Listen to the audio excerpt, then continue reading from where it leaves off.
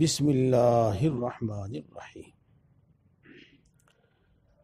یا ایہا الذین آمنوا اتقوا اللہ ولتنظر نفس ما قدمت لغد واتقوا اللہ ان اللہ خبیر بما تعملون یا ایہا الذین آمنوا اتقوا اللہ وقولوا قولا سدیدا یا ایہا الذین آمنوا اتقوا اللہ وکونوا مع الصادقین صدق اللہ العظیم۔ محترم بزرگوں اور دوستو، یوں تو ماشاءاللہ آپ بہت دنوں سے سنتے آ رہے ہیں، اور میرا مزاج اور میری عادت آپ جانتے ہیں، اور وہ یہ ہے کہ بجائے جوشیلی اور جذباتی باتوں کے سمجھ میں آنے والی بات سنا دی جائے، وہ باتیں بتا دی جائیں جو ہمارے دل دماغ میں بیٹھ جاویں تو زندگی میں ہر موڑ پر کام دیں، وہ باتیں بتا دی جائیں جو مرتے دم تک کام دیں، ہمیشہ کام دیں۔ یہ تو میرے بزرگوں اور دوستو، کافی دنوں سے اکثر و بیشتر ہر مہینے ہی آپ یہ بات سنتے ہیں کہ اسلام میں جتنے بھی احکام ہیں وہ سب ہم انسانوں کے بھلے اور نفع کے ہیں۔ جتنے بھی احکام ہیں انہی احکام پر عمل کرنے سے ہماری یہ دنیا بنتی ہے، انہی پر عمل کرنے سے ہماری آخرت بنتی ہے، اور اس کو چھوڑنے میں، اسلامی احکام، اسلامی تعلیمات کو چھوڑنے میں مشقت ہی مشقت ہے، ذلت ہی ذلت ہے، پریشانی اور پریشانی ہے، دشواری اور دشواری ہے۔ یہ بات آپ قریب ہر مہینے ہی آپ سنتے ہیں۔ یاد دلا دوں میں آپ کو پچھلے مہینے کی بات، ایک حدیث پاک میں نے آپ کو سنائی تھی۔ رسول اللہ صلی اللہ علیہ وسلم نے میدان عرفات میں اور پھر مزدلفہ میں دونوں جگہ یہ بات فرمائی تھی کہ یہ آج کون سا دن ہے، کون سا مہینہ ہے، اور یہ کون سا شہر ہے۔ تفصیل سے میں نے آپ کو حدیث پاک سنائی تھی۔ پھر خود ہی ارشاد فرمایا تھا کہ یہ شہر مکہ مکرمہ ہے، اور یہ مہینہ قابل احترام مہینہ ذی الحجہ کا مہینہ ہے، اور یہ دن قابل احترام دن عرفے کا دن ہے، یہ فرمایا تھا۔ اور پھر ارشاد فرمایا تھا اس کا حاصل یہ ہے کہ اے لوگو، جس طریقے سے تمہارے نزدیک یہ بیت اللہ قابل احترام ہے، اور جس طریقے سے تمہارے نزدیک یہ مہینہ قابل احترام ہے، اور جس طریقے سے تمہارے نزدیک یہ دن قابل احترام ہے، اس سے کہیں زیادہ مومن کی جان قابل احترام ہے، اور اس سے کہیں زیادہ مومن کا مال قابل احترام ہے، اور اس سے کہیں زیادہ مومن کی عزت اور آبرو قابل احترام ہے۔ یہ بات میں نے آپ کو تفصیل سے بتائی تھی، اور یہ بھی بتایا تھا کہ قابل احترام ہونے کا کیا مطلب ہے۔ اول تم خود سمجھتے ہیں، لیکن ظاہر بات یہ ہے کہ سب کا حاصل یہی ہے کہ کوئی کسی کی جان کو صدمہ نہ پہنچاوے، کوئی کسی کی عزت و آبرو کو صدمہ نہ پہنچاوے، اور کوئی کسی کے مال کو صدمہ نہ پہنچاوے۔ یعنی اس کا مالی حق ضائع نہ کریں، مال کا نقصان نہ کریں۔ اور اس کے بعد پھر میں نے عرض کیا تھا کہ جتنے بھی احکام ہیں قرآن پاک میں اور حدیث پاک میں اور فقہ مسائل میں، ان میں سے زیادہ تر ایسے ہیں جو ہماری جان کی حفاظت کرنے کے لیے ہیں، ہمارے مال کی حفاظت کے واسطے ہیں، ہماری عزت و آبرو کی حفاظت کے واسطے ہیں۔ یہ بات میں نے آپ کو تفصیل سے بتائی تھی، تفصیل سے سمجھائی تھی۔ تو میرے دوستو، جب یہ احکام ہیں تو دیکھو اللہ تبارک و تعالیٰ نے سب ہماری جان کے حفاظت کے واسطے، ہماری عزت و آبرو کی حفاظت کے واسطے، ہمارے ہی مال کی حفاظت کے واسطے اتنے احکام نازل فرمائے ہیں۔ یہ بات بھی میں نے آپ کو بتائی تھی۔ ایک بات اور بھی بتائی تھی، پچھلے مہینے بتائی ہو یا اس سے پہلے بتائی ہو، کہ دیکھو ایک ہے ہدایت، ایک ہے رحمت۔ قرآن پاک یہ انسانوں کے واسطے ہدایت بھی ہے اور ہدایت کے ساتھ ساتھ رحمت بھی ہے۔ ہدی و رحمہ قرآن پاک میں آپ نے کئی جگہ پڑھا ہوگا۔ یہ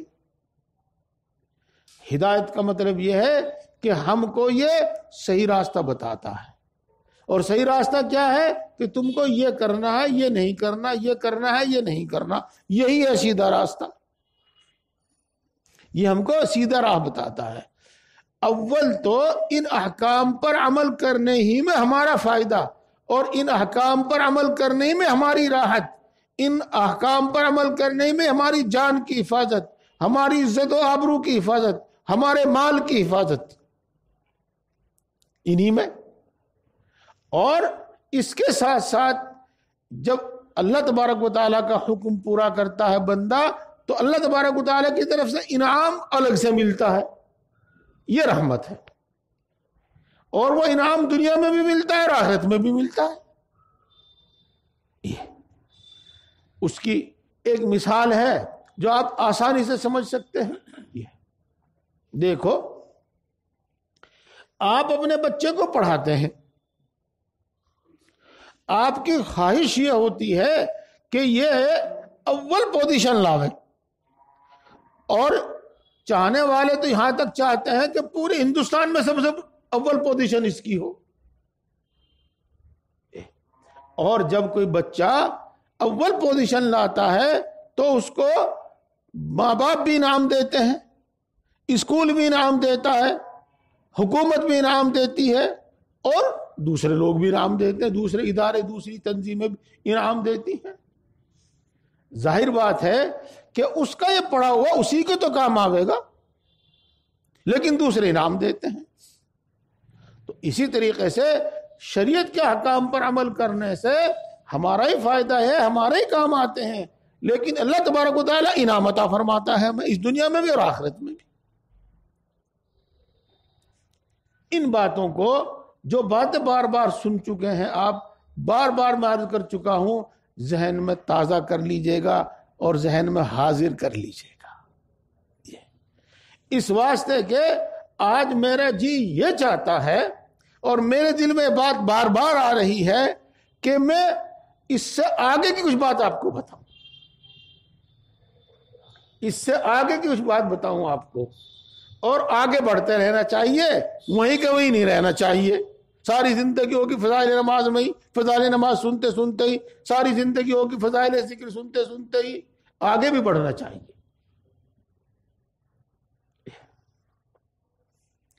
میرے بزرگوں اور دوستو، اس سے اگلا مرحلہ جو ہے وہ ہے تقوی۔ اس سے اگلا مرحلہ جو ہے وہ ہے تقوی۔ پہلے ایمان اور اس کے بعد پھر آگے تقوی۔ ایمان کیا ہے؟ ایمان یہ ہے کہ جو باتیں میں آپ کو بھی بتا رہا ہوں، ان سب پر ہمارا دل سے یقین ہو جائے، پکا یقین ہو جائے، دل سے یقین ہو جائے، اور یہ سب باتیں قرآن پاک کی ہیں، پکا یقین ہو جائے۔ اور حاصل اس کا یہ ہے کہ قرآن پر ہمارا ایمان اور پکا یقین کہ اس میں جو بھی کچھ حکم دیا گیا ہے وہ ہمارے نفع کے لیے دیا گیا ہے، جس چیز سے منع کیا گیا ہے ہمارے نفع میں منع کیا گیا ہے، اور جس چیز سے ہمیں کرنے کو کہا گیا ہمارے نفع میں کہا گیا۔ بات تو میں جو کہہ رہا ہوں وہ انشاءاللہ کہوں گا، اللہ تعالیٰ میرے دل میں ڈالے، وضاحت کے ساتھ، بڑی صفائی کے ساتھ، آسان الفاظ میں آپ کے سامنے ایک بات بتا دوں، یہ بات پوری کر دوں، بتا دوں۔ لیکن اس سے ایک بات میرے دل میں کھٹک رہی ہے، بار بار آ رہی ہے، میں وہ بھی کہہ دوں آپ کے سامنے، اور آپ سمجھیے اس بات کو اور بار بار سوچیے اس بات کو۔ یہ ابھی آپ نے حدیث پاک سنی جس کا حاصل یہ تھا کہ جس طریقے سے یہ شہر مکہ تمہارے لیے قابل احترام ہے، اور جس طریقے سے تمہارے واسطے یہ مہینہ ذی الحجہ کا مہینہ قابل احترام مہینہ ہے، اور جس طریقے سے تمہارے واسطے یہ دن عرفے کا دن قابل احترام ہے، بالکل اسی طریقے سے مومنوں کی اور انسانوں کی جان اور انسانوں کے مال اور ان کی عزت ابر قابل احترام ہے۔ یہ بات آپ نے سنی نا، اگلی بات سنو، یہ تو حضور اکرم صلی اللہ علیہ وسلم کی حدیث پاک ہے، اگلی بات میں آپ کو سناتا ہوں، اور انشاءاللہ جی خوش ہو جائے گا، اور یاد رکھیو اور بار بار سوچیو اس کو۔ ایک مرتبہ حضرت عمر رضی اللہ تعالی عنہ بیت اللہ کے سامنے کھڑے ہوئے تھے۔ پہلے بات تو مکہ شہر کی ہو رہی تھی، اور اب بات ہو رہی ہے خاص بیت اللہ کی، بیت اللہ کی۔ حضرت عمر رضی اللہ تعالی عنہ بیت اللہ کے سامنے کھڑے ہوئے تھے، فرمایا اے بیت اللہ، میں جانتا ہوں کہ واقعی تو بیت اللہ ہے، اللہ کا گھر ہے، اور میں جانتا ہوں واقعی تو اللہ کے نزدیک بہت قابل احترام ہے، لیکن یاد رکھ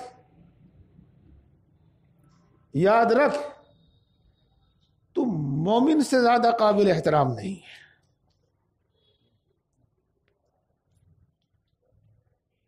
یاد رکھ تو مومن سے زیادہ، ایمان والے سے زیادہ قابل احترام نہیں ہے۔ دیکھا ایمان کتنی بڑی نعمت ہے، اور مومن کا اللہ کے ہاں کیا مقام ہے۔ ہاں تو میرے بھائیوں، ایمان کے بعد نمبر آتا ہے تقوی کا۔ یہ 2-3 آیتیں میں نے جان بوجھ کر پڑھی تاکہ آپ کو کچھ یہ احساس ہو کہ اللہ تبارک و تعالی تقوی کا بار بار حکم دے رہے ہیں، بار بار حکم دے رہے ہیں۔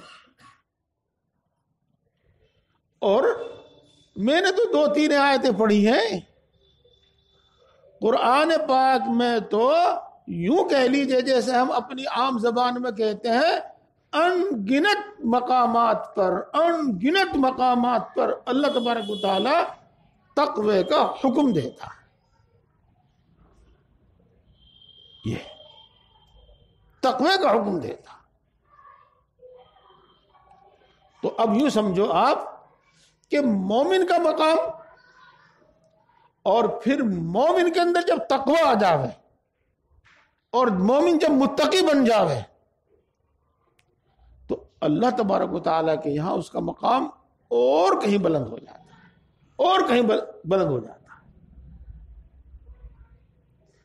بلکہ بات تو یہ ہے کہ جتنا تقوی اس کے اندر ہوگا اتنا ہی وہ اللہ تبارک و تعالیٰ کے نزدیک قابل احترام ہوگا، قابل عزت ہوگا۔ اتنی اللہ تبارک و تعالیٰ کے یہاں اس کی عزت ہوگی، اتنا ہی اللہ تبارک و تعالیٰ کے یہاں اس کا مرتبہ اور مقام ہوگا۔ جی یہ الفاظ میں دوبارہ کہہ دیتا ہوں، مومن کا تو مقام ہے ہی، اور پھر جب مومن تقوی والا ہو جاوے، متقی ہو جاوے، جب مومن متقی ہو جاوے تو پھر اللہ تبارک و تعالیٰ کے یہاں اس کا مرتبہ اور مقام بہت بڑھ جاتا ہے۔ اور جتنا تقوی اتنا اللہ تبارک و تعالیٰ کے یہاں اس کا مقام بلند، اتنا اللہ تبارک و تعالیٰ کی ہاں مرتبہ اونچا اس کا. دیکھو جن الفاظ میں نے آپ کے سامنے بات رکھی ہے آپ سبھی سمجھ گئے ہوں گے، بالکل سادے الفاظ میں اور بالکل آسان الفاظ میں میں نے آپ کو یہ بات بتا دی. لیکن میرے بزرگوں اور دوستو، یہ ترجمہ ہے اور یہ مطلب ہے اس آیت شریفہ کا. کون سی آیت شریفہ کا؟ ان اکرمکم عند اللہ اتقاکم. اس آیت شریفہ کا ترجمہ ہے کہ تم میں سے زیادہ باعزت اللہ کے نزدیک زیادہ متقی ہے. یہ تو دیکھو اب ہمارے اندر یہ جذبہ پیدا ہو کہ انشاءاللہ العزیز ہم متقی بنیں گے. میں آج تقوی کے فضائل نہیں بیان کر رہا، درمیان میں کچھ جی چاہے گا کوئی بات آئے گی تو بیان بھی کر دوں گا. آج میں یہ بیان کرنا چاہتا ہوں کہ ہم میں سے ہر آدمی اس بات کی کوشش کرے، اس بات کی محنت کرے کہ مجھے متقی بننا ہے، مجھے پرہیزگار بننا ہے، مجھے متقی بننا ہے. یہ اور میرے بھائیوں، اس کے واسطے بھی کچھ مجاہدہ کرنا پڑتا ہے، کچھ محنت اور مشقت کرنی پڑتی ہے. وہ محنت اور مشقت اٹھائے بغیر آدمی متقی نہیں بنتا، لیکن کچھ زیادہ نہیں. میں وہ بھی بتاؤں گا آپ کو انشاءاللہ. پہلے میں آپ کو تقوی کا مفہوم بتا دیتا ہوں کہ تقوی کسے کہتے ہیں، کس چیز کا ہم سے مطالبہ کیا جا رہا ہے، پھر آگے چلتے ہیں.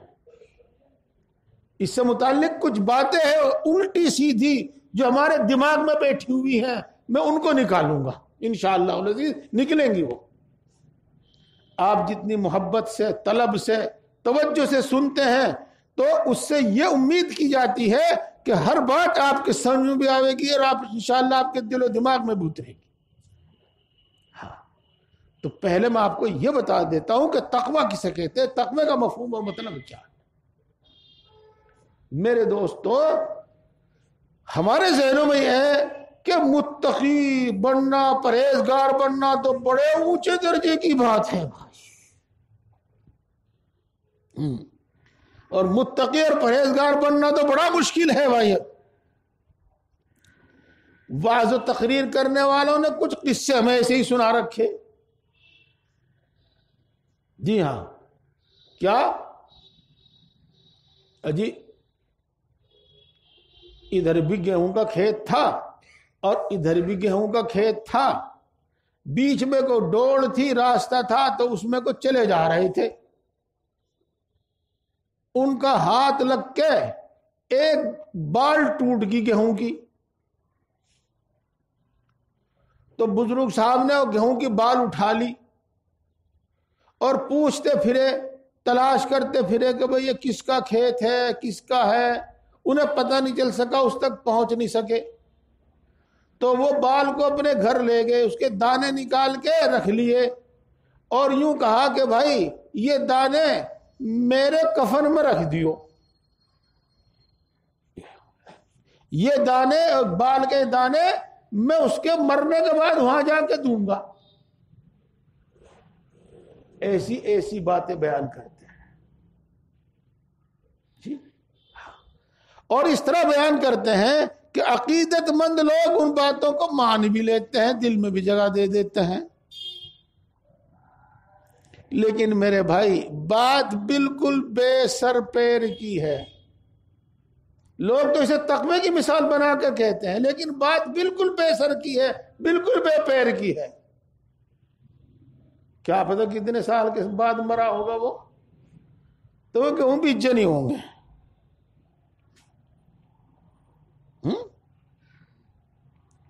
اور بھائی چلو جلدی نمبر آ گیا اور نہ بھی بجے ہو تو قبر میں کتنے دن رہیں گے وہ دانے.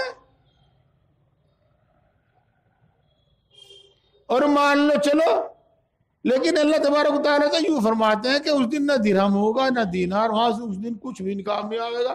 وہاں تو اس دن جو ہوگا آدان پردان جو ہوگا، لین دین جو ہوگا، وہ تو اعمال کا ہوگا، وہاں دانوں کا نظر ہی ہونے کا۔ ایسے ایسے واقعات سن کے، ایسے ایسے واقعات سن کے بیان کر کے لوگ سمجھتے ہیں کہ متقی بننا بڑا مشکل ہے۔ ہاں، ہر کسی کی نہ سنا کرو، بس اتنی بات کہہ رہا، آگے نہیں کہتا۔ ایک قصہ اور یاد آ گیا مجھے اسی طریقے سے، اور میں آپ کو سناتا نا ایسے بات، لیکن چونکہ بڑے پکے آدمی کی سنائی ہوئی ہے دونوں قصے ہیں۔ اگلا قصہ بھی حضرت اقدس حضرت تھانوی نور اللہ مرقدہ کا بیان کیا ہوا ہے۔ ایک مجلس میں بات چل رہی تھی کہ بھئی حلال کھانا بڑا مشکل ہے، حلال کھانا بڑا مشکل ہے یہ۔ تو اس میں سے ایک صاحب بولے کہ جی ہاں واقعی بڑا حلال کھانا واقعی بڑا مشکل ہے، اور اب تک تو میرا کھانا پینا حلال تھا، اب نہیں رہا۔ اب کیا ہو گیا؟ اب کیا ہو گیا جب تمہارا کھانا پینا حلال نہیں رہا؟ اب معاملہ یہ ہے کہ پڑوسی کا بیل جو ہل میں چل رہا تھا ادھر، وہ بھاگ کے میرے کھیت میں بڑھ گیا۔ اس کے کھروں میں جو مٹی تھی میرے پڑوسی کے کھیت کی، وہ میرے کھیت میں آ گئی۔ تو اب میرا کھیت بھی حلال نہیں رہا، اس کی آمدنی بھی میرے لیے حلال نہیں رہی۔ دوسرے کی زمین، دوسرے کی مٹی میرے کھیت میں آ گئی۔ تو ایسے ایسے واقعات بیان کرتے ہیں جس سے سننے والے یہ سمجھتے ہیں کہ تقوی پر چلنا بڑا مشکل کام ہے۔ میرے دوستوں بزرگوں، نہیں، تقوی آسان، تقوی ہماری ضرورت، اور تقوی پر ہم خود چلنے کی ضرورت محسوس کرتے ہیں، لیکن چلتے نہیں، اور چلنے والے چلتے بھی ہیں۔ میرے دوستوں، میرے بزرگوں، تقوی یہ ہے کہ اللہ تبارک و تعالیٰ کے حکم کی خلاف ورزی نہ کرو، بس اتنی سی بات ہے۔ اللہ تبارک و تعالیٰ نے جن کاموں کے کرنے کا حکم دیا ہے ان کو کرتے رہو، اور وہ آسان ہے، بہت تھوڑے سے ہیں۔ اور جن کاموں سے اللہ تبارک و تعالیٰ نے منع کیا، روکا ہے، ان سے رک جاؤ، اور وہ بہت زیادہ نہیں ہے، وہ بھی تھوڑے ہی سے ہیں۔ اور صحیح بات تو یہ ہے کہ اگر ہماری ذہنیت صاف ہو جاوے، ہماری ذہنیت صحیح ہو جاوے، تو ہم خود اس کی ضرورت سمجھیں گے کہ ہاں ہمیں ایسا کرنا ہی چاہیے، ہاں ہمیں ایسا کرنا ہی چاہیے۔ میں انشاءاللہ العزیز اس قسم کی باتوں کو بیان کروں گا، کچھ آج بیان کروں گا، کچھ آگے بیان کروں گا انشاءاللہ۔ ان میں سے میں آپ کو قرآن پاک میں جن باتوں کو بیان کیا ہے، ان میں سے کچھ مثال کے طور پر بتانا چاہتا ہوں، اور پھر میں آپ سے پوچھنا چاہتا ہوں کہ یہ ہماری اور آپ کی اور تمام انسانوں کی ضرورت ہے یا تمام انسانوں پر کوئی بوجھ ہے؟ تمام انسانوں کے بھلے کے اور نفع کے لیے بات کہی گئی ہے یا ان کو مشقت میں ڈالا گیا؟ پھر آپ سے میں پوچھوں گا۔ مثال کے طور پر اللہ تبارک و تعالیٰ نے ہم کو قرآن پاک میں شراب پینے سے منع کیا ہے، اور شراب کے ساتھ ساتھ یہ سمجھ لیجیے گا کہ جتنی بھی نشے کی چیزیں وہ سب اس میں آ جاتی ہیں۔ تو اب ہم یہ کہتے ہیں کہ شراب چھوڑ دینا، نشہ چھوڑ دینا، یہ تقوی ہے۔ اب بتاؤ کون سا بھاری کام ہے، اور انسانوں کے واسطے یہ ضروری ہے کہ نہیں ہے، اور یہ انسان کے نقصان کی بات ہے کہ نہیں ہے شراب پینا، نشہ کرنا؟ اور یہ انسان کے واسطے تباہی اور بربادی کا سامان ہے کہ نہیں؟ دیکھو میرے دوستو، میرے بزرگوں، یہ جو احکام ہے، اس طرح کے جو احکام ہے، بڑے بڑے احکام جو ہیں، یہ ان پر عمل کرنے نا، یعنی جو چھوڑنے کی چیزیں ہیں ان کو چھوڑ دینا، اس کا نام تقویٰ ہے۔ یہ اسی طریقے سے میرے بزرگوں اور دوستو، انہی چیزوں میں سے جو ہماری ضرورت ہے، یعنی ہمیں ان پر عمل کرنا چاہیے، اور ان پر نہ عمل کرنے کی وجہ سے ہماری تباہی اور بربادی ہے، ہماری تباہی اور بربادی ہے اس پر عمل کرنے کی وجہ سے، ان کو نہ چھوڑنے کی وجہ سے۔ یہ ہے، انہی میں سے ایک ہے جس کو کہتے ہیں جوا اور سٹا، عربی میں اس کو قمار کہتے ہیں، میسر کہتے ہیں۔ تو میرے بھائیوں، میرے دوستو، جوا، سٹا، قمار، میسر جس کو کہا جاتا ہے، اس کا چھوڑ دینے کا نام تقویٰ ہے۔ کوئی باریک بات ہے یہ، جو سمجھی سمجھائی بات ہے، سمجھی سمجھائی بات ہے یہ ہے۔ دیکھو، اس کا نام تقویٰ ہے۔ اسی طریقے سے میرے بزرگوں اور دوستو، کچھ برائیاں جو آج ہم میں عام ہو رہی ہیں، ان میں سے یہ دو برائیاں بھی ہیں، اور زناکاری، بدکاری سے اللہ تبارک و تعالیٰ نے قرآن پاک میں منع فرمایا ہے۔ تو زناکاری، بدکاری کے چھوڑ دینے کا نام تقویٰ ہے۔ یہ کون سی باریک باتیں ہیں؟ یہ کون سی باریک باتیں ہیں؟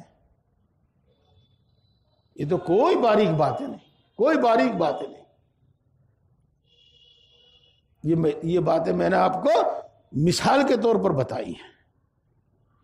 آگے مثال کے طور پر اللہ تبارک و تعالیٰ نے ہمیں پردے کا حکم دیا۔ یاد رکھنا، کچھ لوگ اس دھوکے میں ہیں کہ پردہ صرف عورت کے لیے ہے، نہیں، پردہ مرد کے لیے بھی تو ہے۔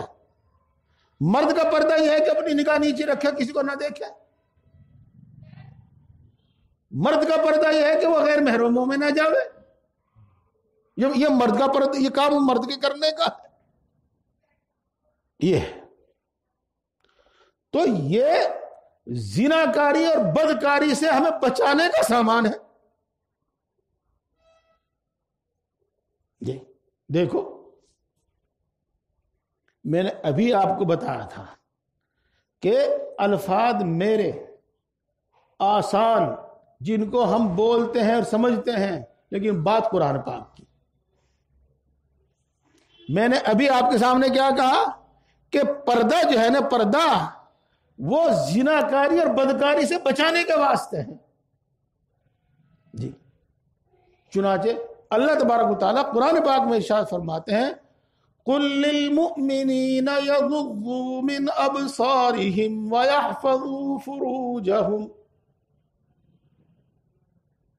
آپ مؤمنین کو، مسلمانوں کو حکم دیجئے اپنی نگاہ نیچی رکھیں، شرمگاہ کی حفاظت کریں۔ ان دونوں کا جوڑ یہ ہے کہ نگاہ نیچی رکھنے سے شرمگاہ کی حفاظت ہوتی ہے۔ یہ وَقُلْ لِلْمُؤْمِنَاتِ يَغْضُضْنَ مِنْ أَبْصَارِهِنَّ وَيَحْفَظْنَ فُرُوجَهُنَّ، اس کا بھی ترجمہ یہی ہے۔ آپ مومن عورتوں کو کہہ دیجئے گا کہ وہ اپنی نگاہیں نیچی رکھیں، شرمگاہوں کی حفاظت کریں، یعنی شرمگاہ کی حفاظت ہوگی نگاہ نیچی رکھنے سے، جس کو ہم پردے سے تعبیر کرتے ہیں۔ میرے بھائیوں، میرے بزرگوں، میں انہی باتوں کو سمجھانا چاہ رہا تھا، اور آپ امید ہے بات کو سمجھ گئے ہوں گے کہ تقوی اس قسم کی چیزوں کے چھوڑ دینے کا نام ہے۔ پھر آگے بڑھتے رہو، پھر آگے بڑھتے رہو۔ جس طریقے سے جوا سٹا ہے، اسی میں سے ایک لاٹری بھی ہے، وہ بھی اسی میں ہے۔ چلو خیر، یہ بات تو میں نے آپ کو مثال کے طور پر بتائی ہے۔ مثال کے طور پر بتائیے کہ یہ بڑے بڑے گناہ جن کو اللہ تبارک و تعالیٰ قرآن پاک میں بیان کرتا ہے، پہلے درجے کا تقوی یہ ہے کہ آدمی ان گناہوں سے بچے، اور اسی طریقے سے ایک تقوی یہ ہے کہ اللہ تبارک و تعالیٰ نے جن بڑے بڑے کاموں کا ہمیں حکم دیا ہے، جو احکام ہیں، ہم ان کے کرنے والے بن جائیں، نماز پڑھنے والے بن جائیں، نماز نہ چھوڑیں، یہ تقوی ہے۔ ہم روزہ رکھیں، روزہ نہ چھوڑیں، اس کا نام تقوی ہے۔ ہم زکوٰۃ ادا کریں، زکوٰۃ میں ہم بخل نہ کریں، زکوٰۃ ادا کرنے میں بخل نہ کریں، اس کا نام تقوی ہے۔ جب حج فرض ہو جاوے تو جلدی سے جلدی حج کریں، اس کا نام تقوی ہے، اس کا نام تقوی ہے۔ تو ان مثالوں سے آپ سمجھ گئے ہوں گے میرے بھائیوں اور دوستو کہ تقوی کوئی ایسی چیز نہیں ہے اور ایسا کام نہیں ہے جس کو ہم کر نہیں سکتے، اور تقوی کوئی ایسا حکم نہیں ہے جس کو ہر ایک نہیں کر سکتا، نہیں، ہر ایک کر سکتا ہے، ہر ایک متقی بنے گا۔ اور اس کے بعد انشاءاللہ العزیز جب ہم ان احکام پر عمل کریں گے، ان حکموں پر عمل کریں گے، تو پھر آگے کتنی باریکی تک پہنچ جاویں گے، کتنی باریکی تک پہنچ جاویں گے، وہ بات تو پھر بعد کی ہے۔ چلتے رہیں گے، آگے بڑھتے رہیں گے، چلتے رہیں گے، آگے بڑھتے رہیں گے، اور پھر آپ پر وہ کام مشکل نہیں ہوگا۔ آج چاہے وہ مشکل دکھائی دے، لیکن اس دن وہ مشکل نہیں ہوگا۔ دیکھو، اسی کو میں سمجھاؤں، ادھوری بات نہیں رہنے کی، پوری بات ہو جاوے گی۔ میرے شیخ اول حضرت مولانا مسیح اللہ خان صاحب جلال آبادی نور اللہ مرقدہ ہمیں یہ قصہ سنایا کرتے تھے، بہت مرتبہ، بار بار سنا ہم نے یہ قصہ۔ ایک بزرگ، انہوں نے کہا تربوز کھانے کو جی چاہ رہا، تو تربوز کا انتظام ہو کیا گیا۔ آپ یوں نہ سمجھو کہ تربوز کا انتظام کیا گیا، ہاں، یہ ہمارے بزرگ بیٹھے ہوئے ہیں 70 سال کے، 80 سال کے، ان سے پوچھیو، آج تو پھلوں سے، غلات سے بازار بھرے پڑے ہیں، پہلے ایسا نہیں تھا۔ ہاں، پہلے ایسا نہیں تھا۔ خیر، تربوز کا انتظام کیا گیا۔ آپ جانتے ہی ہیں تربوز یوں بھی کاٹا جا سکتا ہے اور تربوز یوں بھی کاٹا جا سکتا ہے، چاہے لمبا ہو چاہے گول ہو، دو طریقے اسے کاٹنے کے۔ جب تربوز آ گیا تو بزرگ صاحب نے پوچھا کہ پہلے یہ دیکھو کہ رسول اللہ صلی اللہ علیہ وسلم نے تربوز کھایا کہ نہیں کھایا؟ اگر رسول اللہ صلی اللہ علیہ وسلم نے تربوز کھایا تو میں کھاؤں گا، اور نہیں کھایا تو نہیں کھاؤں گا۔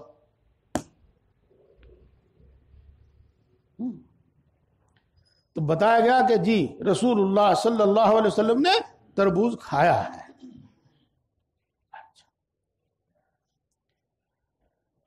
پھر فرمایا کہ یہ دیکھو کہ رسول اللہ صلی اللہ علیہ وسلم کے لیے جب تربوز کاٹا گیا تو وہ یوں لمبائی میں کاٹا گیا تھا یا یوں گولائی میں کاٹا گیا تھا؟ تو وہاں جو علماء موجود تھے انہوں نے تلاش کیا تو یہ بات کہیں ملی نہیں لکھی ہوئی کہ اس طرح لمبائی میں کاٹا تھا یا یوں گولائی میں کاٹا تھا۔ تو انہوں نے فرمایا کہ دیکھو، ممکن ہے رسول اللہ صلی اللہ علیہ وسلم کے واسطے تربوز لمبائی میں کاٹا گیا ہو اور ہم اس کو گولائی میں کاٹ دیں تو سنت کے خلاف ہو جائے، رسول اللہ صلی اللہ علیہ وسلم کے طریق کے خلاف ہو جائے، اور ہو سکتا ہے ان کے واسطے گولائی میں کاٹا گیا ہو سکتا ہے ان کے واسطے گولائی میں کاٹا گیا اور ہم لمبائی میں کاٹ دیں تو خلاف ہو جاوے۔ جب یہ معلوم نہیں تو بس میں تربوز کھاتا ہی نہیں، میرے بزرگوں اور دوستو، جب ہم اس مرتبے اور مقام پر پہنچ جائیں گے تقوی کی سیڑھیاں طے کرتے کرتے، تو اس وقت اتنی باریکی پر عمل کرنا ہمارے لیے کوئی دشوار نہیں ہوگا.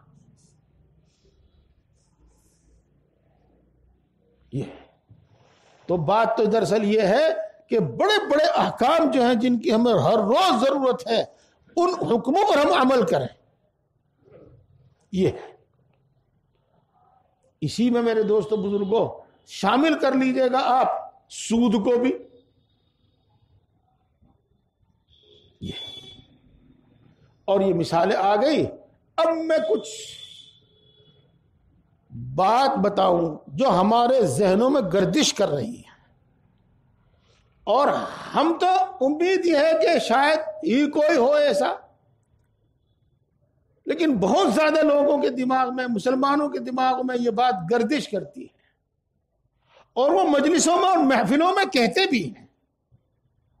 اور ان باتوں کو آج آپ کے سامنے ذکر کرنے کا مقصد اور منشا یہ ہے کہ کوئی سود لے، کوئی لاٹری لگاوے، کوئی جوا سٹا لگاوے، آپ ان سے ہرگز متاثر نہ ہو. آپ ان کی کامیابی کو دیکھیں لیکن کبھی اس سے متاثر نہ ہو. ہمیشہ اس کی برائی ہی ہمارے دل کے اندر رہے، اس کی برائی ہی ہمارے دل کے اندر رہے. آج کی باتوں کا مقصد یہ ہے. اور جب معاشرے کے اندر سینکڑوں ہزاروں آدمی کسی کام کو برا سمجھنے والے ہوتے ہیں، برا کہنے والے ہوتے ہیں، تو چند آدمی اگر کرتے بھی ہیں تو لک چھپ کر کرتے ہیں، اور چند آدمی اگر کرتے بھی ہیں تو کر کر شرمندہ ہوتے ہیں. ہاں، جب وہ ان کے فضائل اور فوائد بیان کرنے لگتے ہیں اور دوسروں کے منہ میں بھی پانی آ جاوے تو وہ پھر اس پر فخر کرتے ہیں. بات سمجھ میں آ رہی میرے بھائی؟ یوں ہی ہے، یوں ہی ہے. تو میرے دوستو ایک سوال ہے، صرف ایک سوال، کہ اگر ان چیزوں میں جوا، سٹا، لاٹری، شراب، مردوں عورتوں کا جانوروں کی طرح رل مل کے گھل مل کے رہنا، یہ اور زناکاری اور بدکاری کو کوئی برا نہ سمجھنا، بس زور زبردستی نہ کرو، باقی تمہاری مرضی جو کہتی کرو. اگر یہ صحیح ہوتا اور اس انسان کے نفع میں ہوتا اور اس کے بھلے میں ہوتا تو اللہ تبارک و تعالی منع کیوں کرتے؟ بس ایک بات ایمان کا تقاضا یہ ہے کہ آدمی اس کو سوچ لے. میرے دوستو یاد رکھیے، یہ چند باتیں جو میں نے آپ کو بتائی ہیں یہ مثال کے طور پر بتائی ہیں. آپ جھوٹ کو بھی اسی میں لے لیجیے گا، اور آپ جس کو خیانت کہتے ہیں، ہمارے یہاں بے ایمان نہ کہتے ہیں، بے ایمان نہ، خیانت، اس کو بھی اسی میں لے لیجیے گا. اور جس کو آج کل دھوکہ دھڑی کہتے ہیں، 420 دھوکہ دھڑی، اس کو بھی اسی میں لے لیجیے گا. اگر یہ چیزیں انسان کے نفع میں ہوتی، انسان کے بھلے میں ہوتی، تو اللہ تبارک و تعالیٰ ان کو منع کیوں کرتا؟ پھر سنو، انہی بری باتوں کے چھوڑنے کا نام تقویٰ ہے. انہی بری باتوں کو چھوڑنے والا متقی ہے. یہ نمبر 1 جو ہمارے دلوں میں بات بیٹھ گئی ہے کہ بھائی جوئے میں، سٹے میں، لاٹری میں یہ نفع ہے، نشے میں، نشہ کرنے میں، شراب پینے میں یہ نفع ہے، وغیرہ وغیرہ، جو ہمارے دلوں میں بیٹھے ہوئے ہیں. ہاں، بتا دوں تھوڑا سا کچھ میں. اجی اگر بڑھیا والی شراب پیوے نا، انگوری بڑھیا والی شراب، اور تھوڑی پیوے تو اس سے تو بڑی بڑھیا طاقت آتی ہے، بڑی اچھی تندرستی ملتی ہے. یہ بات کہتے ہیں لوگ. یہ کیوں کہتے ہیں؟ یہ یوں کہتے ہیں کہ وہ جو نالیوں میں پڑے رہتے ہیں ان کو دیکھ کر شراب سے نفرت پیدا ہوتی ہے ہر آدمی کے دل میں. اب یہ آدمی اس شراب سے نفرت کو دل میں سے نکالنے کے واسطے اور اس کا فائدہ بتانے کے واسطے یہ فرق کرنا چاہتا ہے کہ اس نے زیادہ پی ہے، اندھا دھند پی ہے، اس واسطے یہ ہاتھ پہنچا. اگر وہ تھوڑی پیتا، اچھی پیتا تو پھر تو اس کو طاقت ملتی. وہ یہ بات سمجھا گیا. ایسا بھی نہیں ہے میرے بھائی، ایسا بھی نہیں ہے میرے بھائی. جی ہاں، دیکھو الحمدللہ ثم الحمدللہ، بزرگوں کی جوتیوں کی برکت سے، ان کی صحبت کی برکت سے، اللہ کے فضل سے ہم ثابت قدم رہے ہیں. لیکن پڑھی ہم نے کتابیں بہت طرح طرح کی. ہاں، جب ایک آدمی کا یوں کہا گیا کہ بھائی جو تو یہاں کبھی اس کے پاس کبھی اس کے پاس منہ کالا کرتا پھرے ہے، تو شادی کیوں نہیں کر لیتا، نکاح کیوں نہیں کر لیتا؟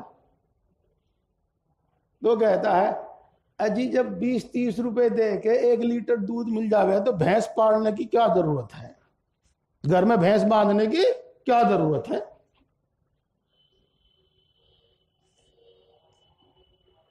ایسی باتیں بتاتے ہیں اور یہ لوگ دماغ میں بیٹھ بھی جاتی ہیں بھائی. ہاں، دماغ میں بیٹھ جاتی ہیں بات. جی ہاں، اور اگلی بات کا تو ہمیں روز واسطہ پڑے، روز واسطہ پڑے. ہاں، کیا اجی میں مر گیا، اجی میں کھپ گیا، میرے پہ اتنا قرضہ ہو گیا، اور میرے گھر میں 4 بیٹی بیٹھی ہیں، اور میرے گھر میں فلاں بیماری ہے، اور دعا کر دو، دعا کر دو، بیعت کر لو، دعا کر لو. نہ دعا کروانا اس کا مقصد، نہ بیعت ہونا مقصد، اس کا نمبر پوچھنا مقصد ہے اس کا.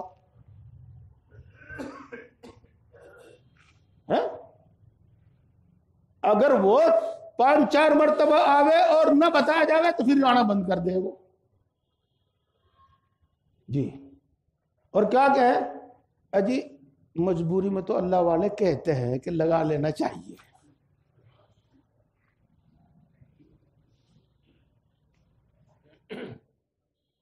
یہ تو میں پہلے تو آپ کو 2 بات بتاؤں گا، اسی سے متعلق 2 بات بتاؤں گا. پہلی بات،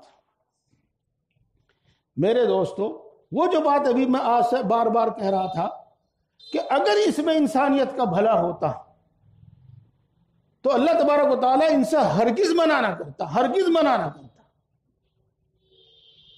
اس کے برخلاف اللہ تبارک و تعالیٰ نے قرآن پاک میں یہ ارشاد فرمایا ہے، وَمَن يَتَّقِ اللَّهَ يَجْعَل لَّهُ مَخْرَجًا وَيَرْزُقْهُ مِنْ حَيْثُ لَا يَحْتَسِبُ.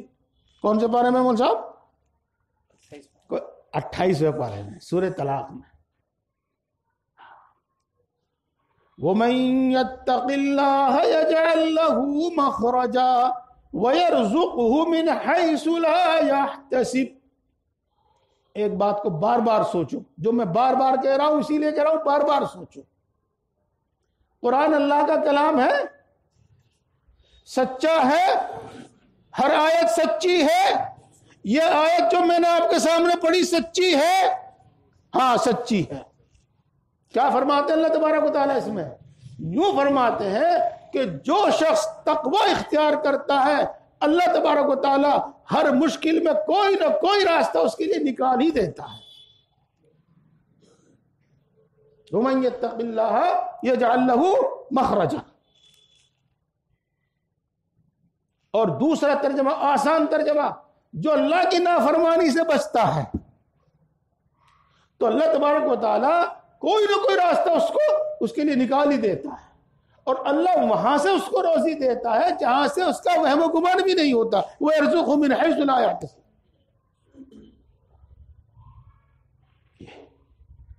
تو پھر میرے دوست اور بزرگوں، جب ہمارا کام اللہ کی فرما برداری کے ساتھ بھی بن سکتا ہے تو ہم اپنا کام اللہ کی نافرمانی کے ساتھ کیوں کریں؟ جب ہمارا کام اللہ کی فرما برداری کے ساتھ بن سکتا ہے تو ہم نافرمانی کر کے اپنا کام کیوں بنائیں؟ یہ بات سوچنے کی ہے اور یہ بات سمجھنے کی ہے. جی آگے چلیں. ہاں آگے چلتے ہیں. میرے بزرگوں اور دوستوں، شیطان سے ہم سب واقف ہیں. کسی نہ کسی طرح اس کا تذکرہ آتا ہی رہتا ہے،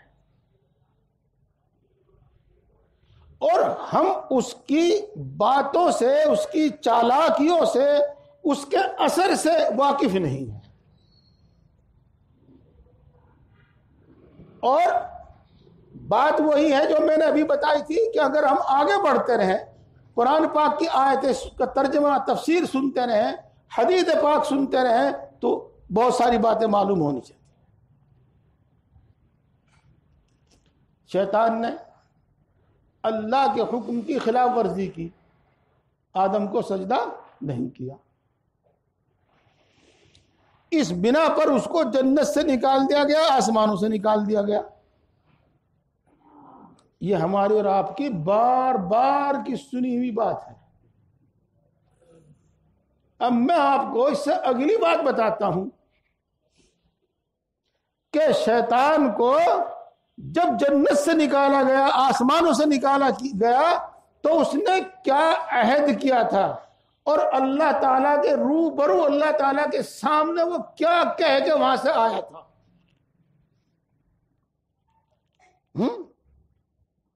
یہ وَلَأُضِلَّنَّهُمْ وَلَأُمَنِّيَنَّهُمْ وَلَآمُرَنَّهُمْ فَلَيُبَتِّكُنَّ آذَانَ الْأَنْعَامِ وَلَيُغَيِّرُنَّ خَلْقَ اللَّهِ وَمَنْ يَتَّخِذِ الشَّيْطَانَ وَلِيًّا مِّن دُونِ اللَّهِ. اچھا ہاں میں یہ دیکھو دوستو، اس کا یہ ہے، اس شیطان نے اللہ کے سامنے، اللہ کے روبرو یہ کہا تھا کہ جس آدم کی وجہ سے تو نے مجھے جنت سے نکالا، جس کی وجہ سے تو نے مجھے آسمانوں سے نکالا، اور میں آپ کو آپ کے گاؤں کی بولی میں بتا دوں، جس کی وجہ سے تو نے مجھے بے آبرو کیا، میں بھی تیری عزت کی قسم کھا کر کہتا ہوں، اور میں بھی عہد کرتا ہوں کہ اس آدم کو تیری راہ سے بھٹکانے میں کوئی کسر نہیں چھوڑوں گا. وَلَأُضِلَّنَّهُمْ. یہاں علماء ماشاءاللہ تشریف فرما ہے، اور مفتیان کرام بھی تشریف فرما ہے. اردو ترجمہ دیکھنے والے بھی ہوں گے.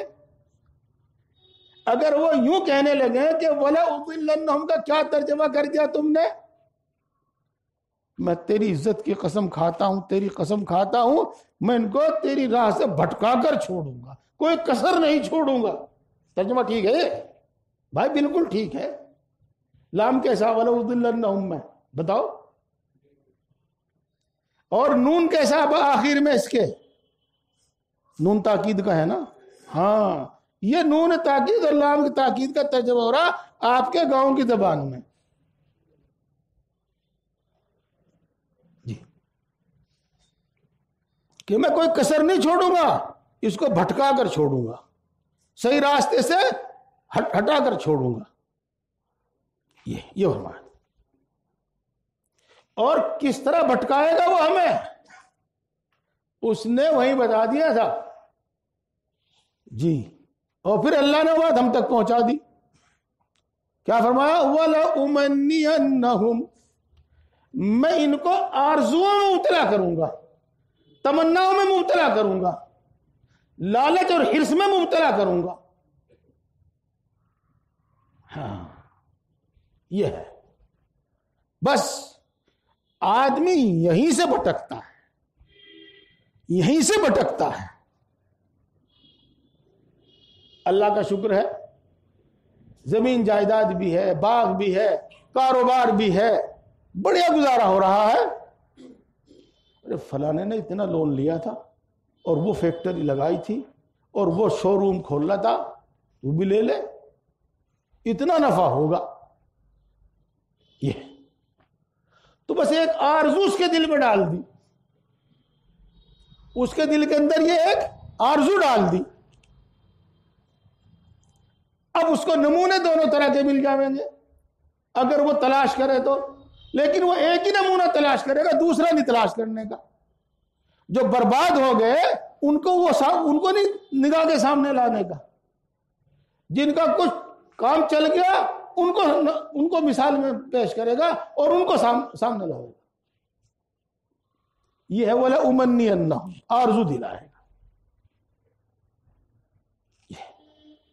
تو جہاں بھی آپ جائیں گے یہی ایک چیز ملے گی، یہی ایک چیز ملے گی. اجی مولوی صاحب میرے چہرے پہ تل بہت نکلے ہیں، ایک لڑکی بولتی ہے میرے چہرے پہ تل بہت نکلے ہیں. بھائی علاج کرا لو، کسی بھی ڈاکٹر سے، حکیم سے، جو بھی کچھ ہو علاج کرا لو. اجی مجھے فلانے نے یہ بتایا کہ پانی پر جا کے قلندر صاحب کے یہاں جھاڑو کا مٹھا چڑھا دے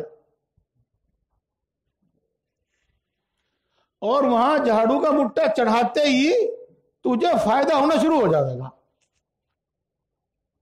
یہ ہے. اب بتانے والے نے تو بتا دیا، اور وہ ایک شیطان ہے جو نظر آنے والا شیطان ہے، انسانوں میں کا ایک شیطان ہے وہ. اب یہ اسی بات کو سوچتا رہے گا، اسی بات کو سوچتے رہے گی وہ کہ بھائی اگر میں مٹھا چڑھا دوں، جھاڑو کا مٹھا چڑھا دوں وہاں سے، تو پھر میرا چہرہ بالکل صاف ستھرا ہو جائے گا، یہ سارے تل ختم ہو جائیں گے. یہ اس کے بعد جب مولوی صاحب منع کریں گے تو سوچے گا بھائی بڑھیا نہیں ہے مولوی صاحب. ہاں پھر آگے بڑھے گا، بھائی ایک جو فائدہ ہو رہا تو شریعت کو کیا ضرورت تھی اس بات سے منع کرنے سے؟ ہم کوئی سجدہ تھوڑا ہی کر رہے ان کو، ہم ان سے کچھ مانگ تھوڑا ہی رہے.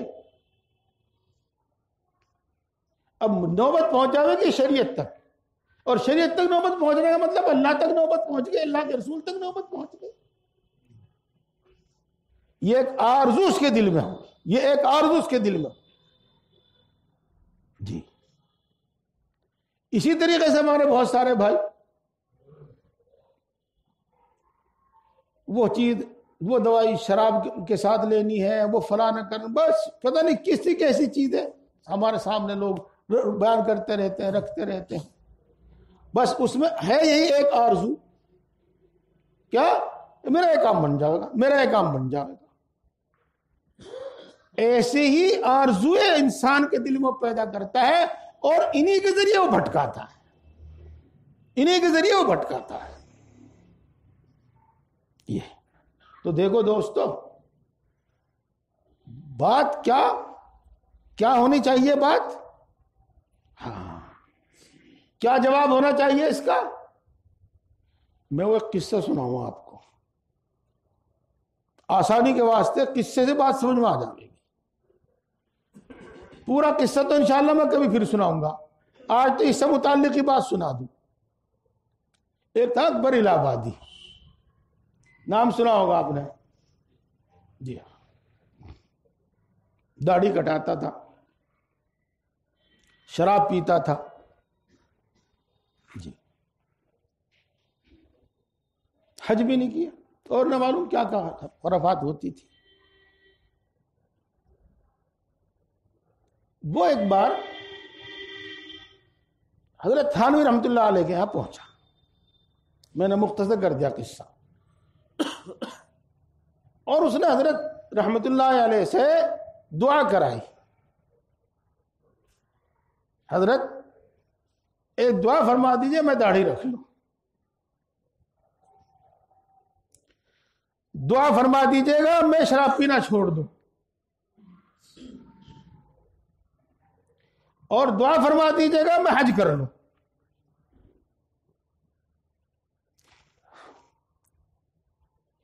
اور دعا فرما دیجیے گا میرا خاتمہ ایمان پر ہو جائے. یہ دعا کرائیں.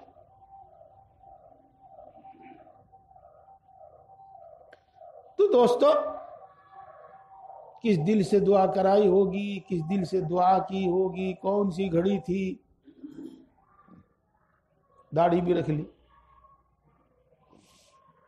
حج بھی کیا, شراب بھی چھوڑ دی, شراب بھی چھوڑ دی. بڑا مزیدار قصہ ہے, پھر سناؤں گا انشاءاللہ. وہیں چل دوں, میں جتنی بات مجھے آپ کو بتانی ہے وہ بتا دوں. پتہ نہیں کب سے پینے کا عادی تھے, پتہ نہیں کب سے پینے کا عادی تھے, اور کتنی عادی تھے. جب شراب چھوڑی تو بیمار ہو گئے, اور بہت زیادہ بیمار ہو گئے, جس کو آج کل کی زبان میں کہتے ہیں کہ حالت سیریس ہو گئی. اب چونکہ بڑے مشہور آدمی تھے تو کئی ڈاکٹروں کا پینل, کئی ڈاکٹر ان کے علاج کے واسطے مقرر کیے گئے. یہ سنانا تھا مجھے آپ کو. ان ڈاکٹروں نے اپنی سی کوشش کی کہ کسی طریقے سے اس شراب اور نشے کی عادت بھی چھوٹ جاوے اور یہ تندرست بھی ہو جاوے. تو اپنی کوشش میں وہ کامیاب نہیں ہوئے, اور انہوں نے بیٹھ کے جو مشورہ کیا, یہ بات طے پائی ان کے درمیان کہ کچھ نہ کچھ انہیں تھوڑی گھڑی پینی پڑے گی جب یہ صحت یاب ہو سکتے ہیں, ورنہ اس کے بغیر کوئی دوا اثر نہیں کرے گی, یہ صحت یاب نہیں ہوگی. تو انہوں نے اکبر صاحب کو کہا کہ کچھ نہ کچھ تو پینی پڑے گی. تو اس نے کہا اچھا نہ پیوں تو میں صحیح نہیں ہو سکتا. اب نہیں, صحیح نہیں ہو سکتے آپ, موت کا اندیشہ ہے. اچھا اگر میں پینے لگوں اور ٹھیک ہو جاؤں تو کتنے دن زندہ رہ سکتا ہوں؟ کہ 10-12 سال تو زندہ رہ ہی جاؤں گا. اور جس کا مطلب یہ کہ نہ پیو تو بس موت آ ہی رہی ہے. انہوں نے یوں کہا, اور یہی سنانے کے واسطے میں نے آپ کو سارا قصہ سنایا, تھوڑا سا, سارا نہیں سنایا. فرمایا اگر میں اسی حالت میں مر جاؤں تو امید ہے کہ میں شہادت کی موت مروں گا اور اللہ کی فرما برداری میں مروں گا. اور اگر میں نے پی اور میں تندرست بھی ہو گیا تو 10 سال 12 سال بعد پھر مروں گا اور اللہ کی نافرمانی میں مروں گا. تو موت آئے یا زندگی رہے میں پیوں گا نہیں. یہ اللہ نے پھر صحت بھی دے دی. تو میرے بزرگ اور دوستو یہاں سے بات کٹتی ہے, ورنہ وہ آرزو اور امیدیں دلاتا ہی رہتا ہے, کوئی نہ کوئی فائدہ, کوئی نہ کوئی بات ہمارے دماغ میں ڈال ہی دیتا ہے. جی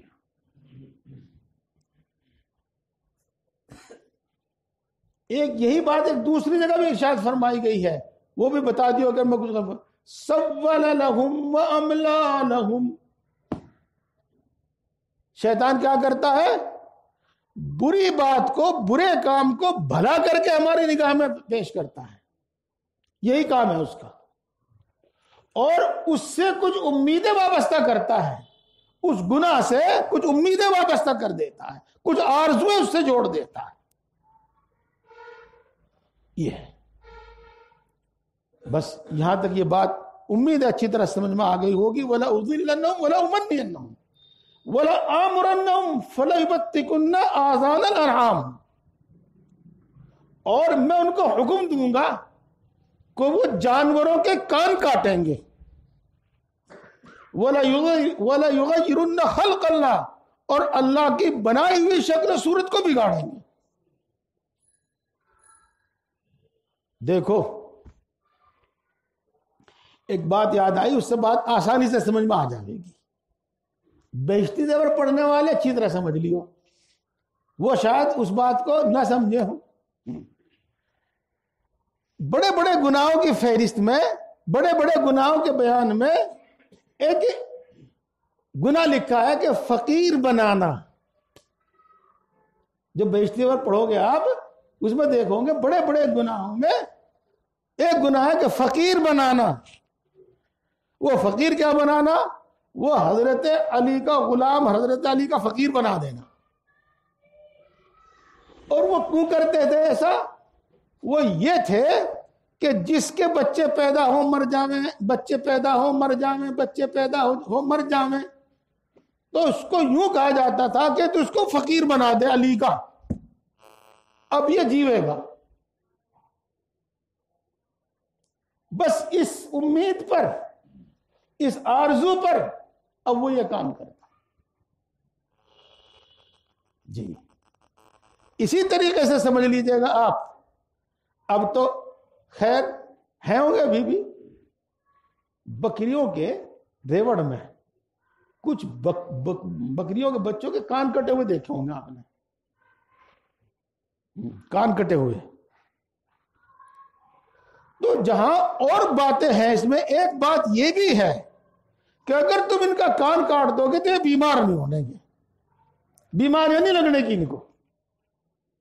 یہ بات شیطان کی سجائی ہوئی ہے، یہ بات ان کو شیطان کی سجائی ہوئی ہے. یہ میری ماں بہنیں بھی سن رہی، وہ بھی سنے.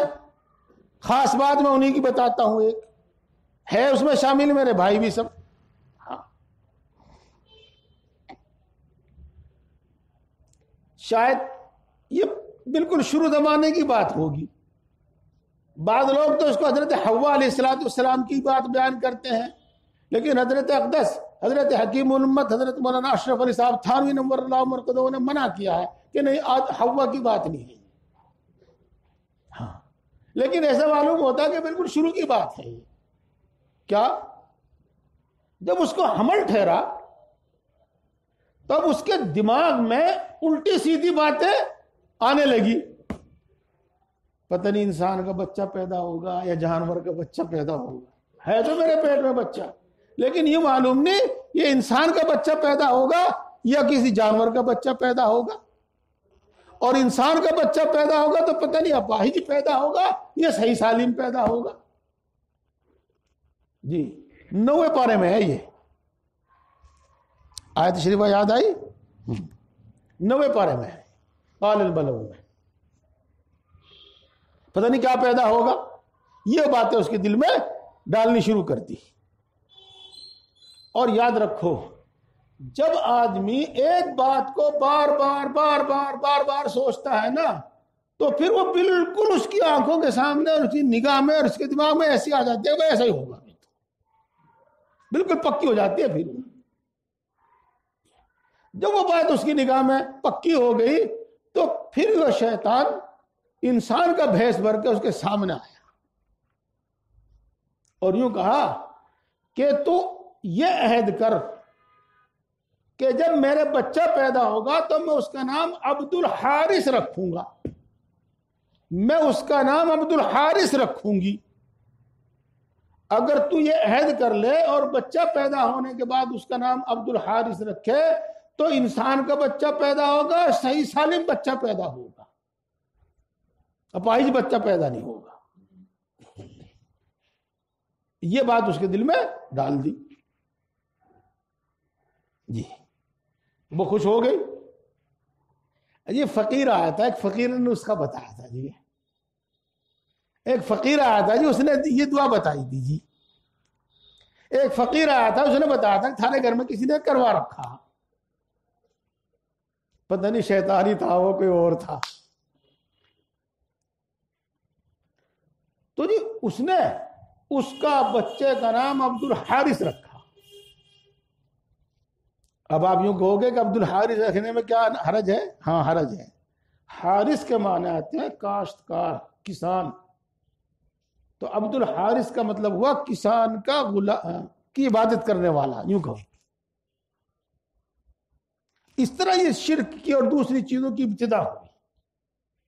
دیکھو یہ بات میں نے آپ کو قرآن پاک کی آیت کے حوالے سے بتائی ہے، اور یہ میں سمجھانے کی کوشش کر رہا ہوں. اللہ کرے یہ بات خوب اچھی طرح دل میں ہمارے گڑ جاوے کہ اسی طرح کی آرزویں ہمارے دل میں ڈالتا ہے وہ، اور پھر ہم ان آرزوؤں میں، اس لالچ میں، اس امید میں ہم پھر گناہ کرتے ہیں. بس یہ بتانا چاہتا ہوں آپ کو. اور اس طرح ہمیں وہ گمراہ کرتا ہے. وَلَأُضِلَّنَّهُمْ وَلَأُمَنِّيَنَّهُمْ وَلَآمُرَنَّهُمْ فَلَيُبَتِّكُنَّ خَلْقَ اللَّهِ فَلَيُبَتِّكُنَّ آذَانَ الْأَنْعَامِ وَلَا يُغَيِّرُنَّ خَلْقَ اللَّهِ. یہ اب دیکھو اس کی آرزوؤں کا، اس نے جو وعدے کیے ان کا، جو امیدیں دلائی ان کا کیا حشر ہوگا. آگے کیا ہے؟ وہ یعیدہم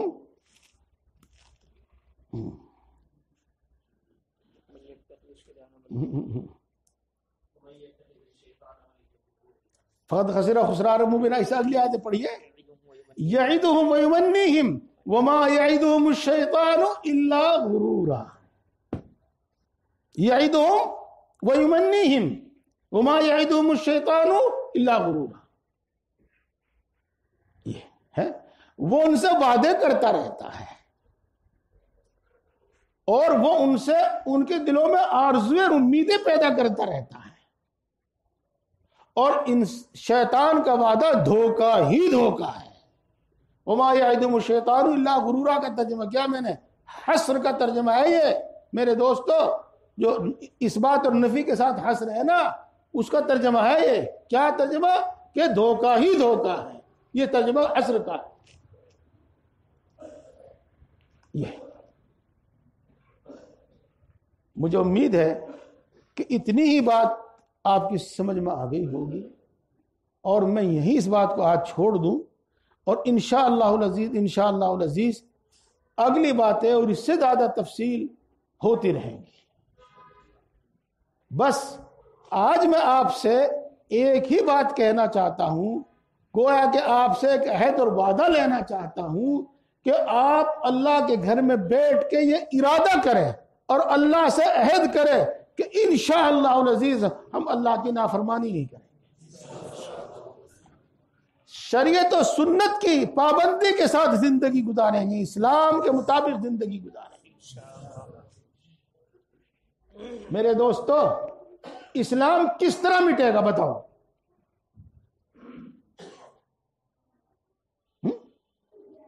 جب ہم نماز پڑھنا چھوڑ دیں گے نماز مٹ گئی، اسلام مٹ گیا. ہم نے زکوٰۃ دینی چھوڑ دی، زکوٰۃ مٹ گئی. حج کرنا چھوڑ دیا، حج مٹ گیا. داڑھی رکھنی چھوڑ دی، داڑھی کی سنت مٹ گئی. جتنے دین کے احکام ہیں جب ہم ان پر عمل کرنا چھوڑ دیں گے تو دین مٹتا چلا جائے گا. اسی کے نام سے دین مٹنا ہے. جب ہم وہ برائیاں کرنے لگیں گے، کون سی برائیاں جن کا ذکر ابھی آپ سن رہے تھے، تو یہ دنیا برائیوں سے بھرتی چلی جائے گی.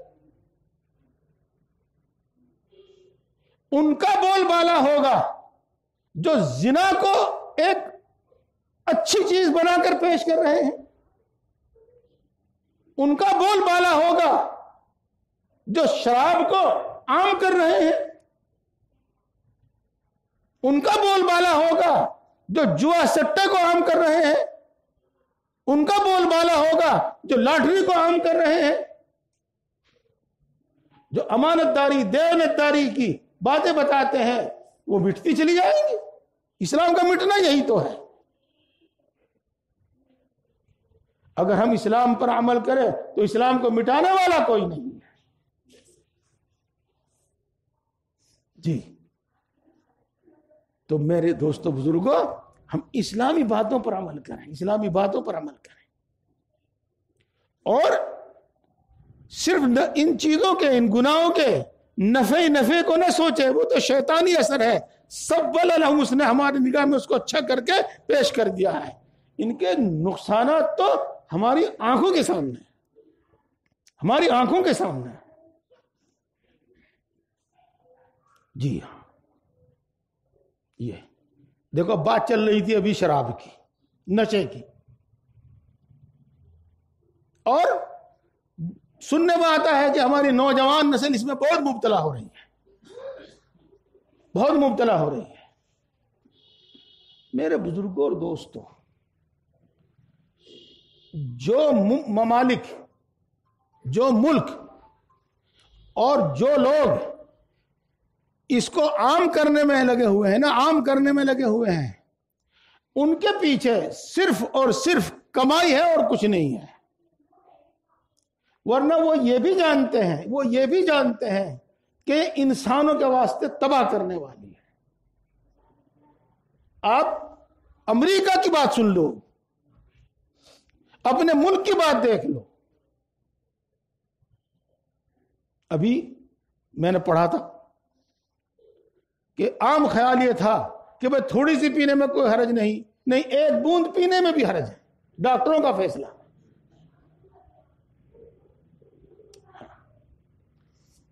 اب بتاؤں، سٹے والی بات یا لاٹھی والی بات، یہ سب اسی میں آ جاتی ہیں، یہ تو پتہ نہیں کتنی ہے۔ میں آپ کو اپنے کرانے کی بات بتاؤں اور اس سے آگے بتاتا نہیں، کبھی تمہیں پتہ چل جاوے اور پھر ذرا بات خراب سی ہو جاوے۔ ہاں، کرکٹ دیکھنے کا شوقین ہے، ہاں، اور جو شوقین ہے نا، وہ پھر چھاتی تان کے کہنے لگے کہ یہ جیتے گا۔ ایسے ہی جب دو الیکشن لڑتے ہیں نا، وہاں جو جس کا فین ہوتا ہے، جو جس کا چاہنے والا دوست ہوتا ہے نا، تو چھاتی پیٹ پیٹ کے کہنے لگا کہ وہ جیتے گا، اور اپنی بات کو مضبوط کرنے کے واسطے اپنی حماقت کی وجہ سے وہ اس پر پیسہ بھی لگا دیتا ہے۔ یہ تو بس وہ اسی بیماری میں مبتلا ہے۔ یہ تو مجھے صحیح معلوم نہیں کہ زمین کتنی تھی، وہ ساری چلی گئی، ساری چلی گئی اسی دھکے، اور کسی میں نہیں، اور کسی بیماری میں نہیں، اسی بیماری میں۔ 350 گز زمین میں گھر تھا، آدھا اس میں سے بیچ لیا، آدھا رہ رہا، پتہ نہیں رہ رہا نہیں رہ رہا، کچھ پرانی بات ہے، کئی سال کی ہے۔ جس نے وہ خریدا، اس سے کسی نے کہا بھائی یہ تو 250 گز جگہ ہو گئی، تو بہت ہو گئی، تو مکان بنا لے، کہ لگا بھی نہیں بناتا، وہ فلانے کھیل ہونے والے ہیں، جب وہ کھیل ہو گئے نا تو یہ باقی بھی میرے پہ آ جائے گا، پھر بڑھاؤں گا 350 گز میں۔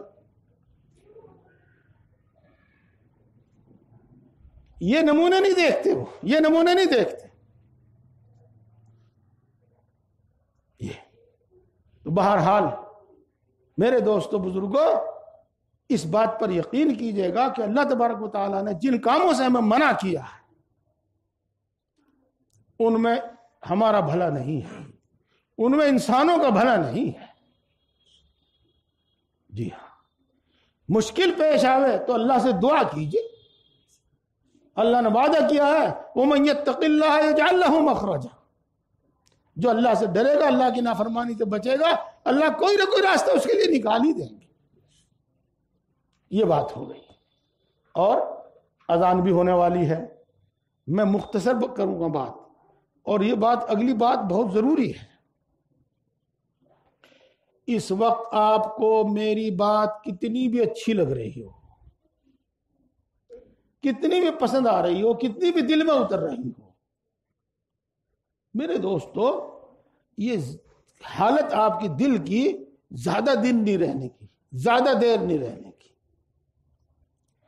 اور جاننے کے باوجود اور ارادہ کرنے کے باوجود عمل آسان نہیں ہونے کا، بڑی مشکل سے چھوٹے گی وہ بری عادتیں، جن بری عادتوں میں بھی ہم مبتلا ہیں، کوئی سی ہو وہ. ہاں، اب اس کے لیے میں آپ کو ایک قصہ سناؤں، بس بات آسانی سے سمجھ میں آ جائے گی.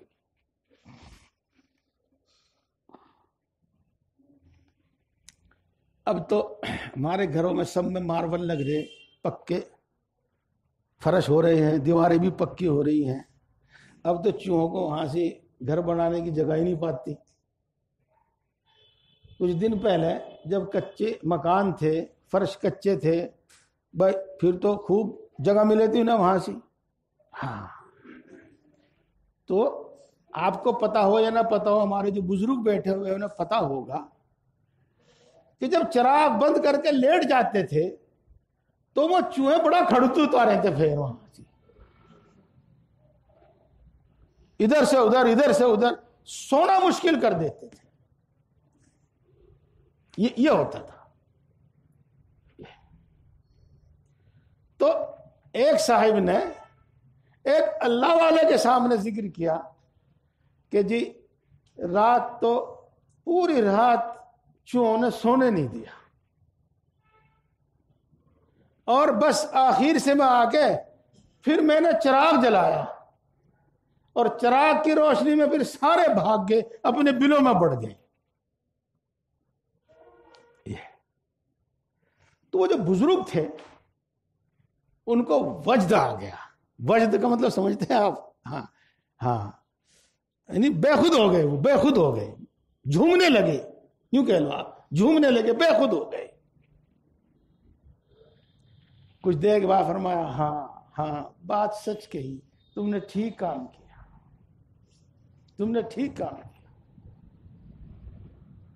انسان اپنے دل میں اللہ کی محبت کا چراغ جلا لے، سارے چوہے بھاگ جائیں.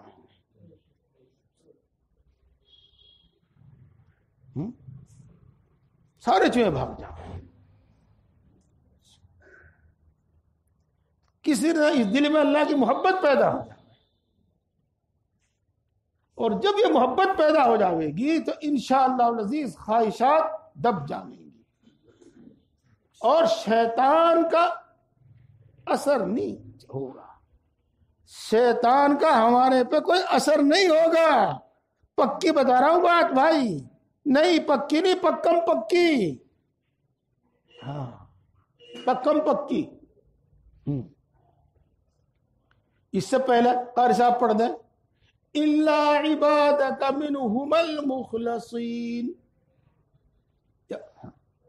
میں سب کو گمراہ کروں گا لیکن تیرے جو مخلص بندے ہوں گے ان پہ میرا اثر نہیں ہوگا. یہ تو میرے دوستو، یہ جو ہم سنتے ہیں اس پر یہ ہمارے دلوں میں بھی اتر جاوے، دل میں بھی اتر جاوے، ہمارا دل اس کو قبول بھی کر لے اور اس پر عمل کرنے کی ہمت بھی ہمارے اندر ہو جاوے. اس کا علاج ہے اللہ کی محبت. اللہ کی محبت. اور اللہ کی محبت کے جو اور طریقے ہیں ان میں سے ایک آسان طریقہ وہ ہے اللہ کا ذکر. یہ یاد رکھو، وہ ہے اللہ کا ذکر. وہ کئی باتیں میں نے آپ کو بتا رکھی ہیں، پھر لوٹ آتا ہوں. جی ہاں، اپنی اصلاح کے واسطے، اور اصلاح کا مطلب ہوتا ہے شریعت کا، سنت کا پابند بنانے کے واسطے، اسلام کے مطابق اپنے آپ کو ڈھالنے کے واسطے. ہاں، ایک ضرورت ہے ذکر کی، ایک ضرورت ہے علم کی، ایک ضرورت ہے مجاہدے کی، ایک ضرورت ہے آخرت کی فکر کی، اور ایک ضرورت ہے اللہ والوں کی صحبت کی. علم، ذکر، مجاہدہ، فکر آخرت، اللہ والوں کی صحبت. یہ ان کی بھی انشاءاللہ آئندہ تفصیل ہوگی، پہلے بھی کر رکھی ہے. آج میں آپ کو ذکر کے بارے میں بتا رہا ہوں. آپ جس طرح بھی زندگی گزر رہی ہے، ارادہ تو کر لیجئے، ارادہ تو ہم نے کر لیا، وعدہ بھی کر لیا. جس طرح زندگی گزر رہی ہے ارادہ کیجئے، اللہ سے وعدہ کیجئے، اللہ سے مدد مانگیے، اور آپ تھوڑی سی دیر فرصت میں بیٹھ کر، تنہائی میں نہیں کہا میں نے، پہلے تنہائی کے لفظ بولتا تھا میں، فرصت میں بیٹھ کر اللہ کا ذکر کیا کرو، اور جتنا کر سکتے ہو اتنا کیا کرو، جتنا کر سکتے ہو اتنا کیا کرو. اس سے بہترین انجیکشن اور کوئی نہیں ہے، اور دل کی دنیا بدلنے والا اس سے بہتر اور کوئی دوسرا علاج نہیں. یہ اور وہ میرے دوستو یہی ہے کہ تھوڑی وقت فرصت میں بیٹھ کر اللہ اللہ کر لیا.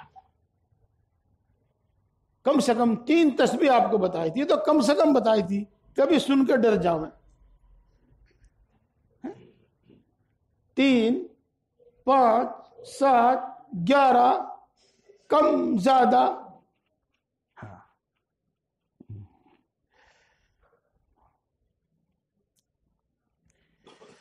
جنہیں ہم اللہ والے کہتے ہیں نا، ہاں اللہ والے بزرگ مانتے رہتے ہیں، ہاں ان کا معمول کم سے کم 24,000 مرتبہ روزانہ اللہ اللہ کہنا ہوتا ہے. 24,000 مرتبہ اللہ اللہ کا معمول ہوتا ہے ان کا. جی ہاں. خیر، میں نے آپ کو بتایا تھا 3 تسبیح. لا الہ الا اللہ، لا الہ الا اللہ، لا الہ الا اللہ، لا الہ الا اللہ. اس سے بھی ہلکی آواز سے چاہے، اور جذبہ آوے تو تھوڑی سے زور سے بھی کہے. جی لا الہ، جب ادھر کو کریں گے نا گردن دائیں مونڈے کی طرف، لا الہ، تو یہ سوچیں گے کہ تمام خواہشات میرے دل سے نکل گئی. مبتدی شروع میں ذکر کرنے والا، پھر آگے چل کر یہ سوچے کہ غیر اللہ میرے دل سے نکل گئے، اور پھر کہے الا اللہ. یہ تصور کرے کہ اللہ کی محبت سے میرا دل بھر گیا، اس میں کسی دوسری چیز کی جگہ نہیں رہی. اب اللہ کی محبت سے میرا دل بھر گیا. لا الہ الا اللہ، لا الہ الا اللہ.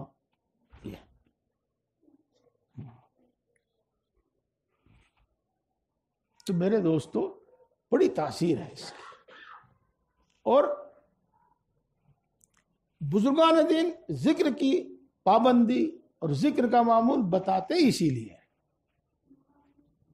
اس ذکر سے دل نرم ہو جاتا ہے، اس دل سے، ذکر سے دل صاف ستھرا چمکدار ہو جاتا ہے،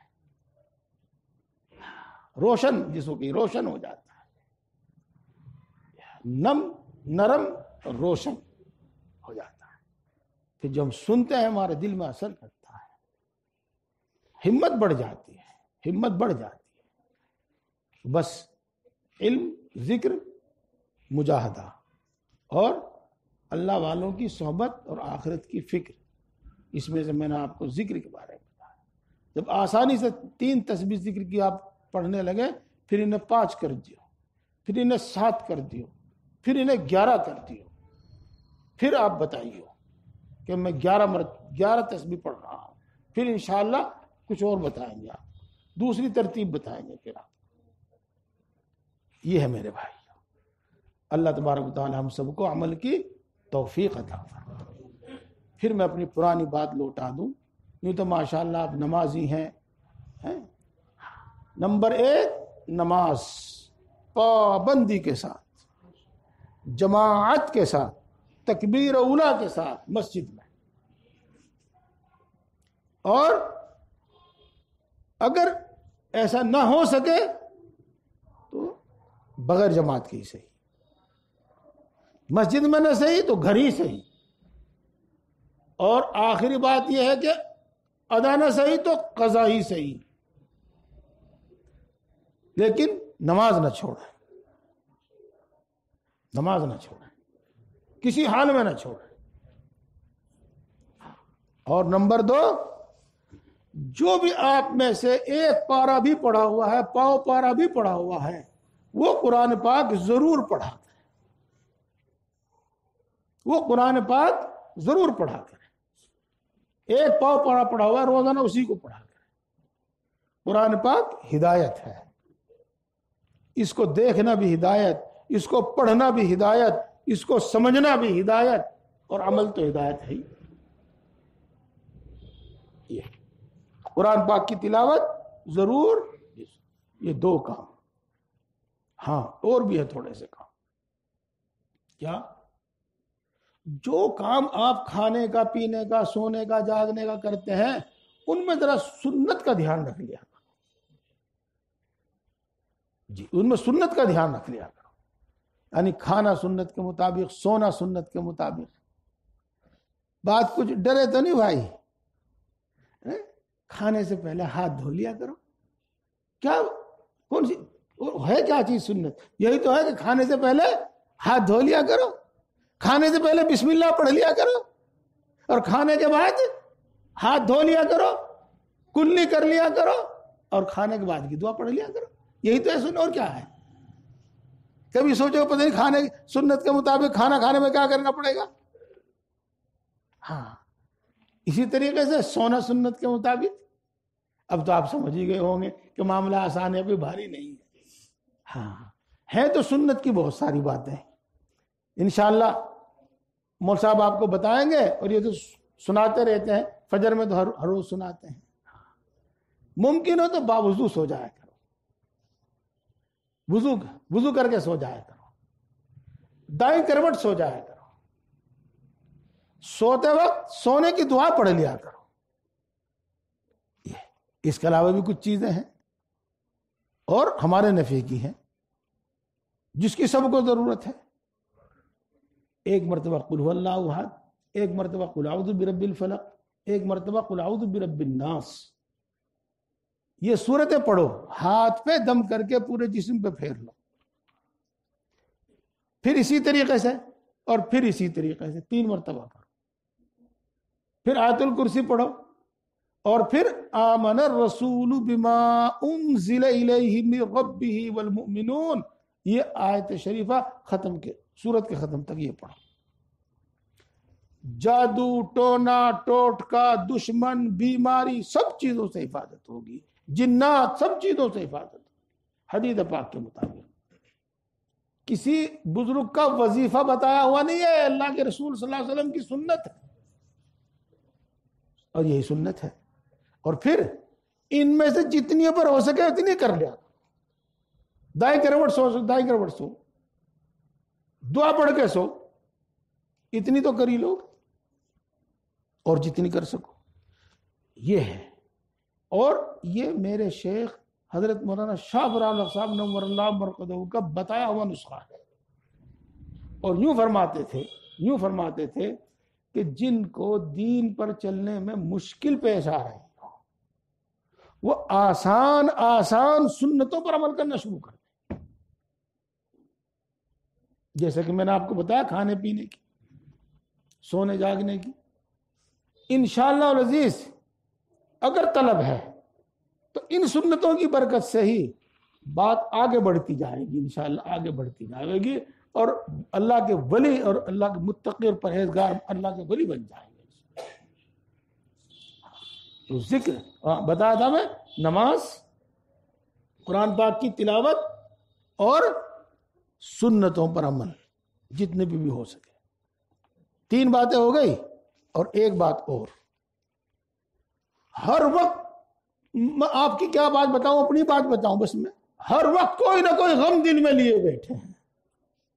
میں بیمار ہوں، میری ٹانگوں میں درد ہے، میرے گوڈوں میں درد ہے، میرا بچہ ایسا ہے، میری بیوی ایسی ہے، میرا کاروبار ایسا ہے، میری دکان ایسی ہے، فلا فلا فلا فلا۔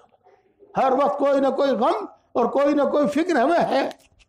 ہاں میرے بزرگوں اور دوستو، اللہ کے رسول صلی اللہ علیہ وسلم کی دعائیں، جن کو ہم مسنون دعائیں کہتے ہیں، جب ہم وہ پڑھیں گے، وہ کتاب اٹھا کے دیکھیں گے، تو دنیا اور آخرت کی کوئی ضرورت ہماری ایسی نہ ہوگی جس کے لیے اللہ کے رسول صلی اللہ علیہ وسلم نے دعا نہ کی ہو اور ہمیں سکھائی نہ ہو.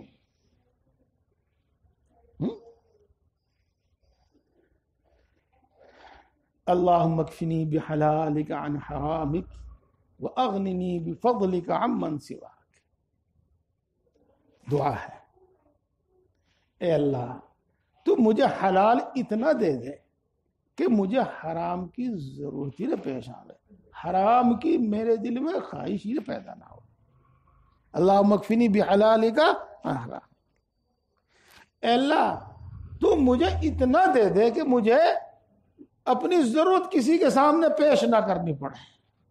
وَأَغْنِنِي بِفَضْلِكَ عَمَّنْ سِوَاكَ، تیرے سوا کسی کے سامنے مجھے اپنی ضرورت پیش نہ کرنی پڑے، اتنا دے دے مجھے. دعا ہے ہماری آپ کی سب کی ضرورت کی. ہاں سب کی ضرورت کی. ہمارے بہت سارے بھائی، میں بھی اس میں ہوں، آپ بھی ہیں اس میں، قرضے سے پریشان، دشمنوں سے پریشان، پڑوسیوں سے پریشان، بھائی سے پریشان. ہاں دوسرے سے پریشان ہو یا نہ ہو، پڑوسی سے اور بھائیوں سے زیادہ خطرہ ہو جا. ہاں سنو، اللہم انی اعوذ بک من الہم والحزن واعوذ بک من العجز والکسل واعوذ بک من البخل والجبن واعوذ بک من غلبۃ الدین وقہر الرجال. اللہ اکبر. اللہ کے رسول صلی اللہ علیہ وسلم نے صحابی کو سکھائی دی، اے اللہ مجھے رنج و غم سے بچا. اللہم انی اعوذ بک من الہم والحزن، اے اللہ مجھے رنج و غم سے بچا. واعوذ بک من العجز، اے اللہ مجھے بے کسی سے بچا، کمزوری سے بچا. اللہ اعوذ بک من الہم والحزن واعوذ بک من العجز والکسل، اے اللہ مجھے سست ہونے سے بچا، سست بیکارہ سست ہونے سے بچا، چستیلا پھرتیلا بنا مجھے. واعوذ بک من البخل، مجھے بخل سے بچا. آگے پھر بھول گیا. والجبن، مجھے بزدلی سے بچا، مجھے طاقت عطا فرما، حوصلہ بہادری عطا فرما. جی اے اللہ مجھے قرض میں ڈوبنے سے بچا، مجھے قرضے سے بچا. اے اللہ مجھے اس سے بچا کہ لوگ میرے اوپر حاوی ہو جائیں. قہر الرجال کا ترجمہ کیا کہ لوگ میرے اوپر حاوی ہو جائیں. ہے ہم سب کی ضرورت کی بھائی. تو یہ دعائیں یاد کرو اور ان کو اپنے وقت پر پڑھو. عبادت کی عبادت، اللہ تک پہنچنے کا بڑا آسان راستہ. اور اپنی ضرورتیں پوری، اپنی ضرورتیں پوری. کبھی یہ دماغ میں نہ لائیو کہ اللہ دعا قبول نہیں کرتا، یہ شیطانی بات ہے. بتا رکھی ہے، پھر بتا دیں گے انشاءاللہ تفصیل سے. یہ میں نے آپ کو 2 باتیں بتائی جی ہیں. اللہ اکبر. اللہم آتنی افضل ما تؤتی عبادک الصالحین. اے اللہ جو تو اپنے نیک بندوں کو دیا کرتا ہے مجھے بھی دے دے. اللہم آتنی افضل ما تؤتی عبادک الصالحین.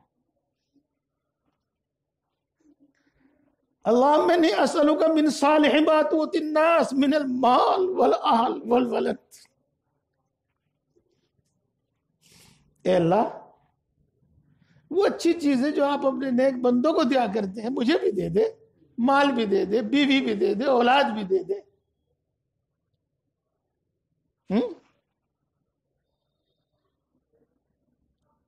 یہ مسنون دعائیں ہیں، یہ مسنون دعا ہے وضو کے درمیان بھی. اللہم اغفر لی ذنبی ووسع لی فی داری وبارک لی فی رزقی. حدیث مسلم میں ہے یہ حدیث پاک. دعا ہے وضو کے درمیان کی.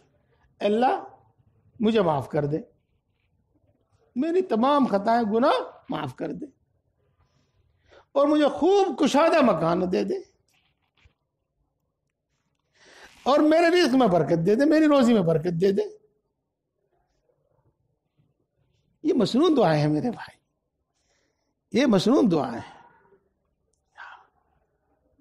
تو مسنون دعائیں، نماز، قرآن پاک کی تلاوت اور سنتیں پر عمل، اور مسنون دعائیں پڑھنا اپنے وقت پر. 4 چیزیں ہو گئی. اور میرے دوستو ایک 5ویں چیز اور ہے. جس گناہ سے بھی بچ سکتے ہو بچو. گناہ زہر ہے، گناہ آگ ہے جو اب ہم اپنی جان میں، اپنے ایمان میں لگاتے ہیں. جی ہاں، اللہ تبارک و تعالی ہم سب کو توفیق عطا فرمائے.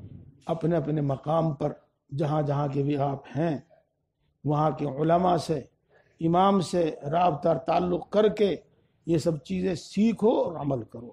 سب چیزیں سیکھو، ان پر عمل کرو. اللہ تبارک و تعالی توفیق عطا فرمائے. وآخر دعوانا الحمدللہ رب العالمین. الحمدللہ رب العالمین الرحمن الرحیم مالک یوم الدین والصلاة والسلام علی سید الانبیاء والمرسلین محمد وآلہ واصحابہ اجمعین. لا الہ الا انت سبحانک انی کنت من الظالمین. ربنا ظلمنا انفسنا وان لم تغفر لنا وترحمنا لنکونن من الخاسرین.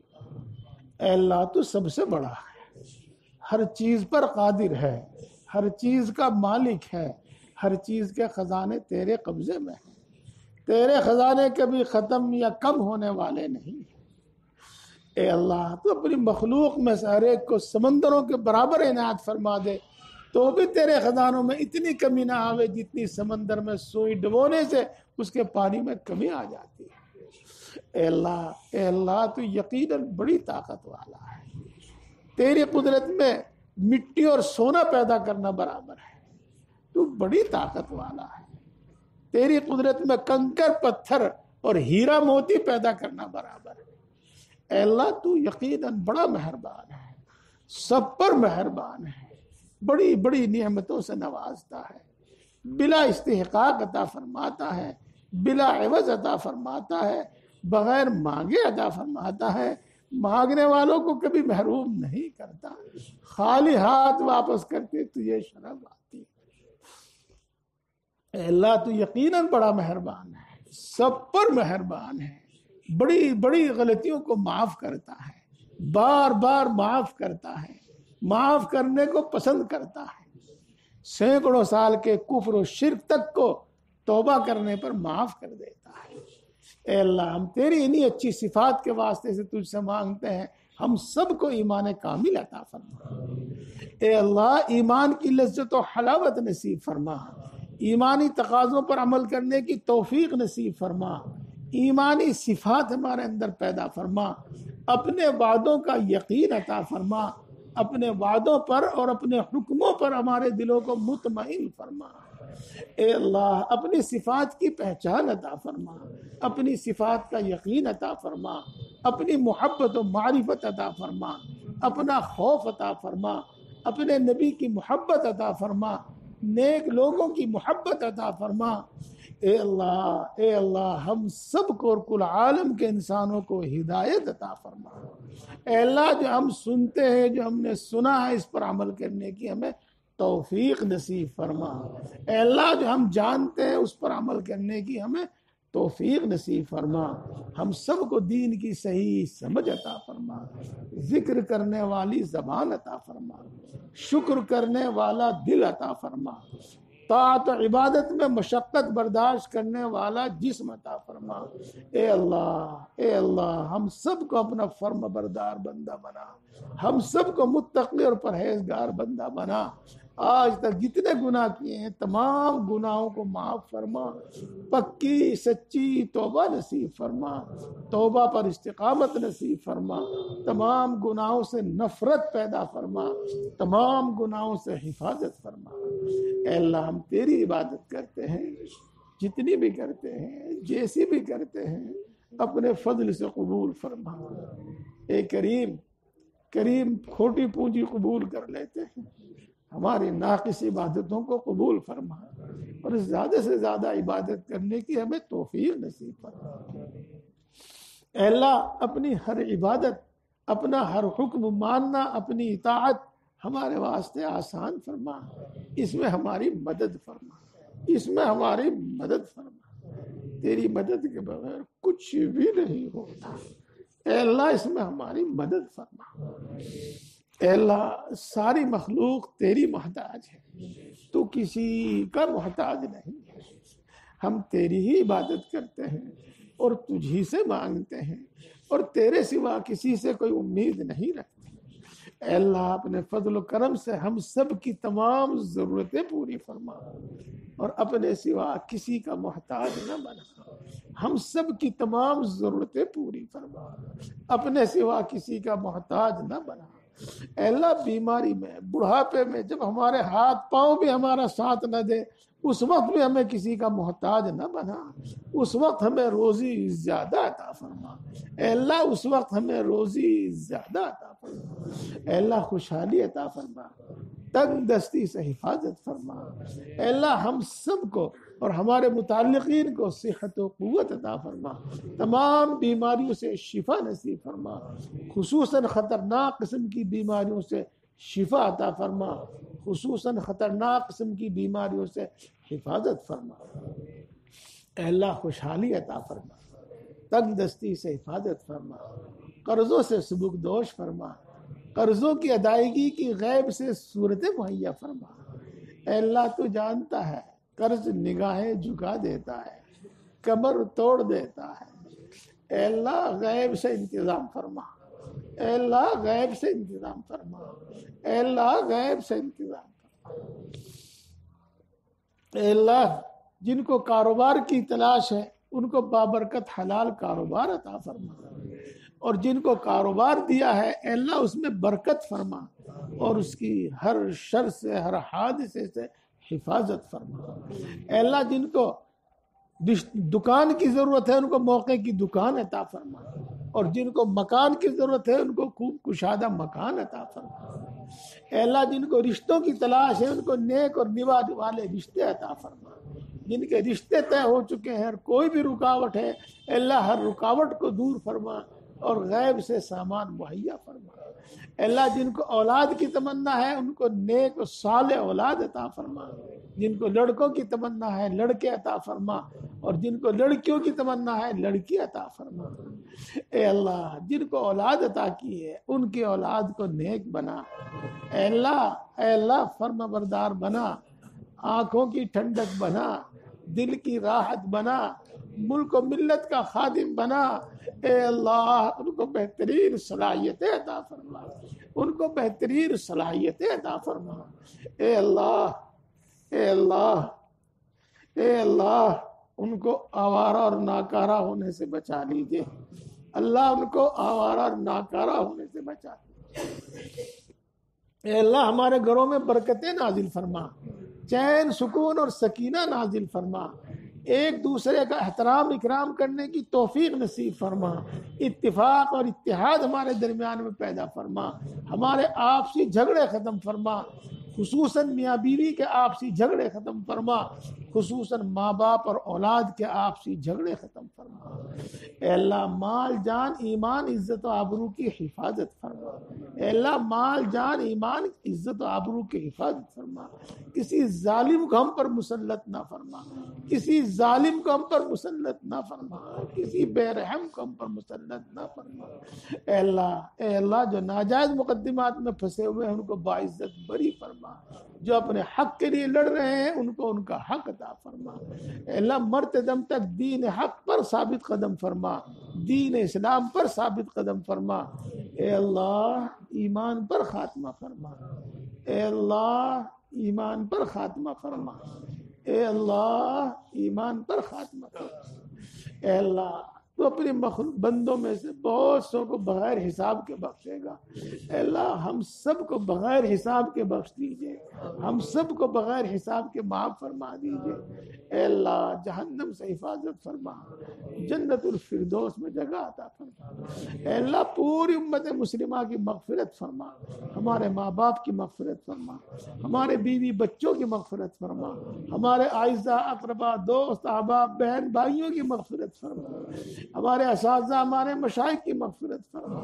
اے اللہ جس کا ہمارے ذمہ کوئی حق ہے اس کی مغفرت فرما، اور جس نے ہم پر کبھی کوئی احسان کیا ہے اللہ اس کی مغفرت فرما۔ اے اللہ اسلام اور مسلمانوں کو عزت اور غلبہ نصیب فرما، اے اللہ اسلام اور مسلمانوں کو عزت اور غلبہ نصیب فرما۔ امت کے اندر بیداری سمجھداری پیدا فرما، امت کے اندر بیداری اور سمجھداری عطا فرما۔ اے اللہ اسلام اور مسلمانوں کے خلاف جو منصوبے بنائے جاتے ہیں، جو سازشیں کی جاتی ہیں، ان تمام منصوبوں میں، ان تمام سازشوں میں ان دشمنان مسلمین کو ناکام فرما۔ اے اللہ ناکام فرما، اے اللہ ناکام فرما۔ اے اللہ کل عالم میں امن و امان سکون اطمینان پیدا فرما، ہمارے ملک میں امن و امان سکون اطمینان پیدا فرما، خصوصاً ہماری اس بستی میں امن و امان سکون و اطمینان پیدا فرما۔ اے اللہ امن و امان کے دشمنوں کو نیست و نابود فرما، بد امنی پھیلانے والوں کو نیست و نابود فرما۔ اے اللہ ہر وہ خیر تجھ سے مانگتے ہیں جو تیرے نبی نے مانگی ہے، ہم کو عطا فرما۔ ہر اس شر سے پناہ چاہتے ہیں جس سے تیرے نبی نے پناہ چاہی ہے، اے اللہ اس سے ہماری حفاظت فرما۔ اے اللہ اے ہم سب کو پیدا کرنے والے، ہم سب کو پالنے والے، پرورش کرنے والے، اے اللہ اے ماں سے زیادہ محبت کرنے والے، اے اللہ اے باپ سے زیادہ مہربان، ہم اپنا دکھ تجھی کو سناتے ہیں، ہم تجھی سے فریاد کرتے ہیں، اپنی ضرورت تیرے ہی سامنے پیش کرتے ہیں، اور سچ تو یہ ہے کہ تیرے سوا کسی میں کوئی مجال اور کسی میں کوئی طاقت ہے ہی نہیں، تیرے سوا کسی میں کوئی مجال اور کوئی طاقت ہے ہی نہیں۔ اے اللہ اپنے فضل و کرم سے ہماری یہ تمام دعائیں قبول فرما، ہمارے حق میں بھی قبول فرما، اور جو دعا کے لیے کہتے ہیں ان کے حق میں بھی قبول فرما۔ اے اللہ تو دلوں کی بات کو خوب جانتا ہے،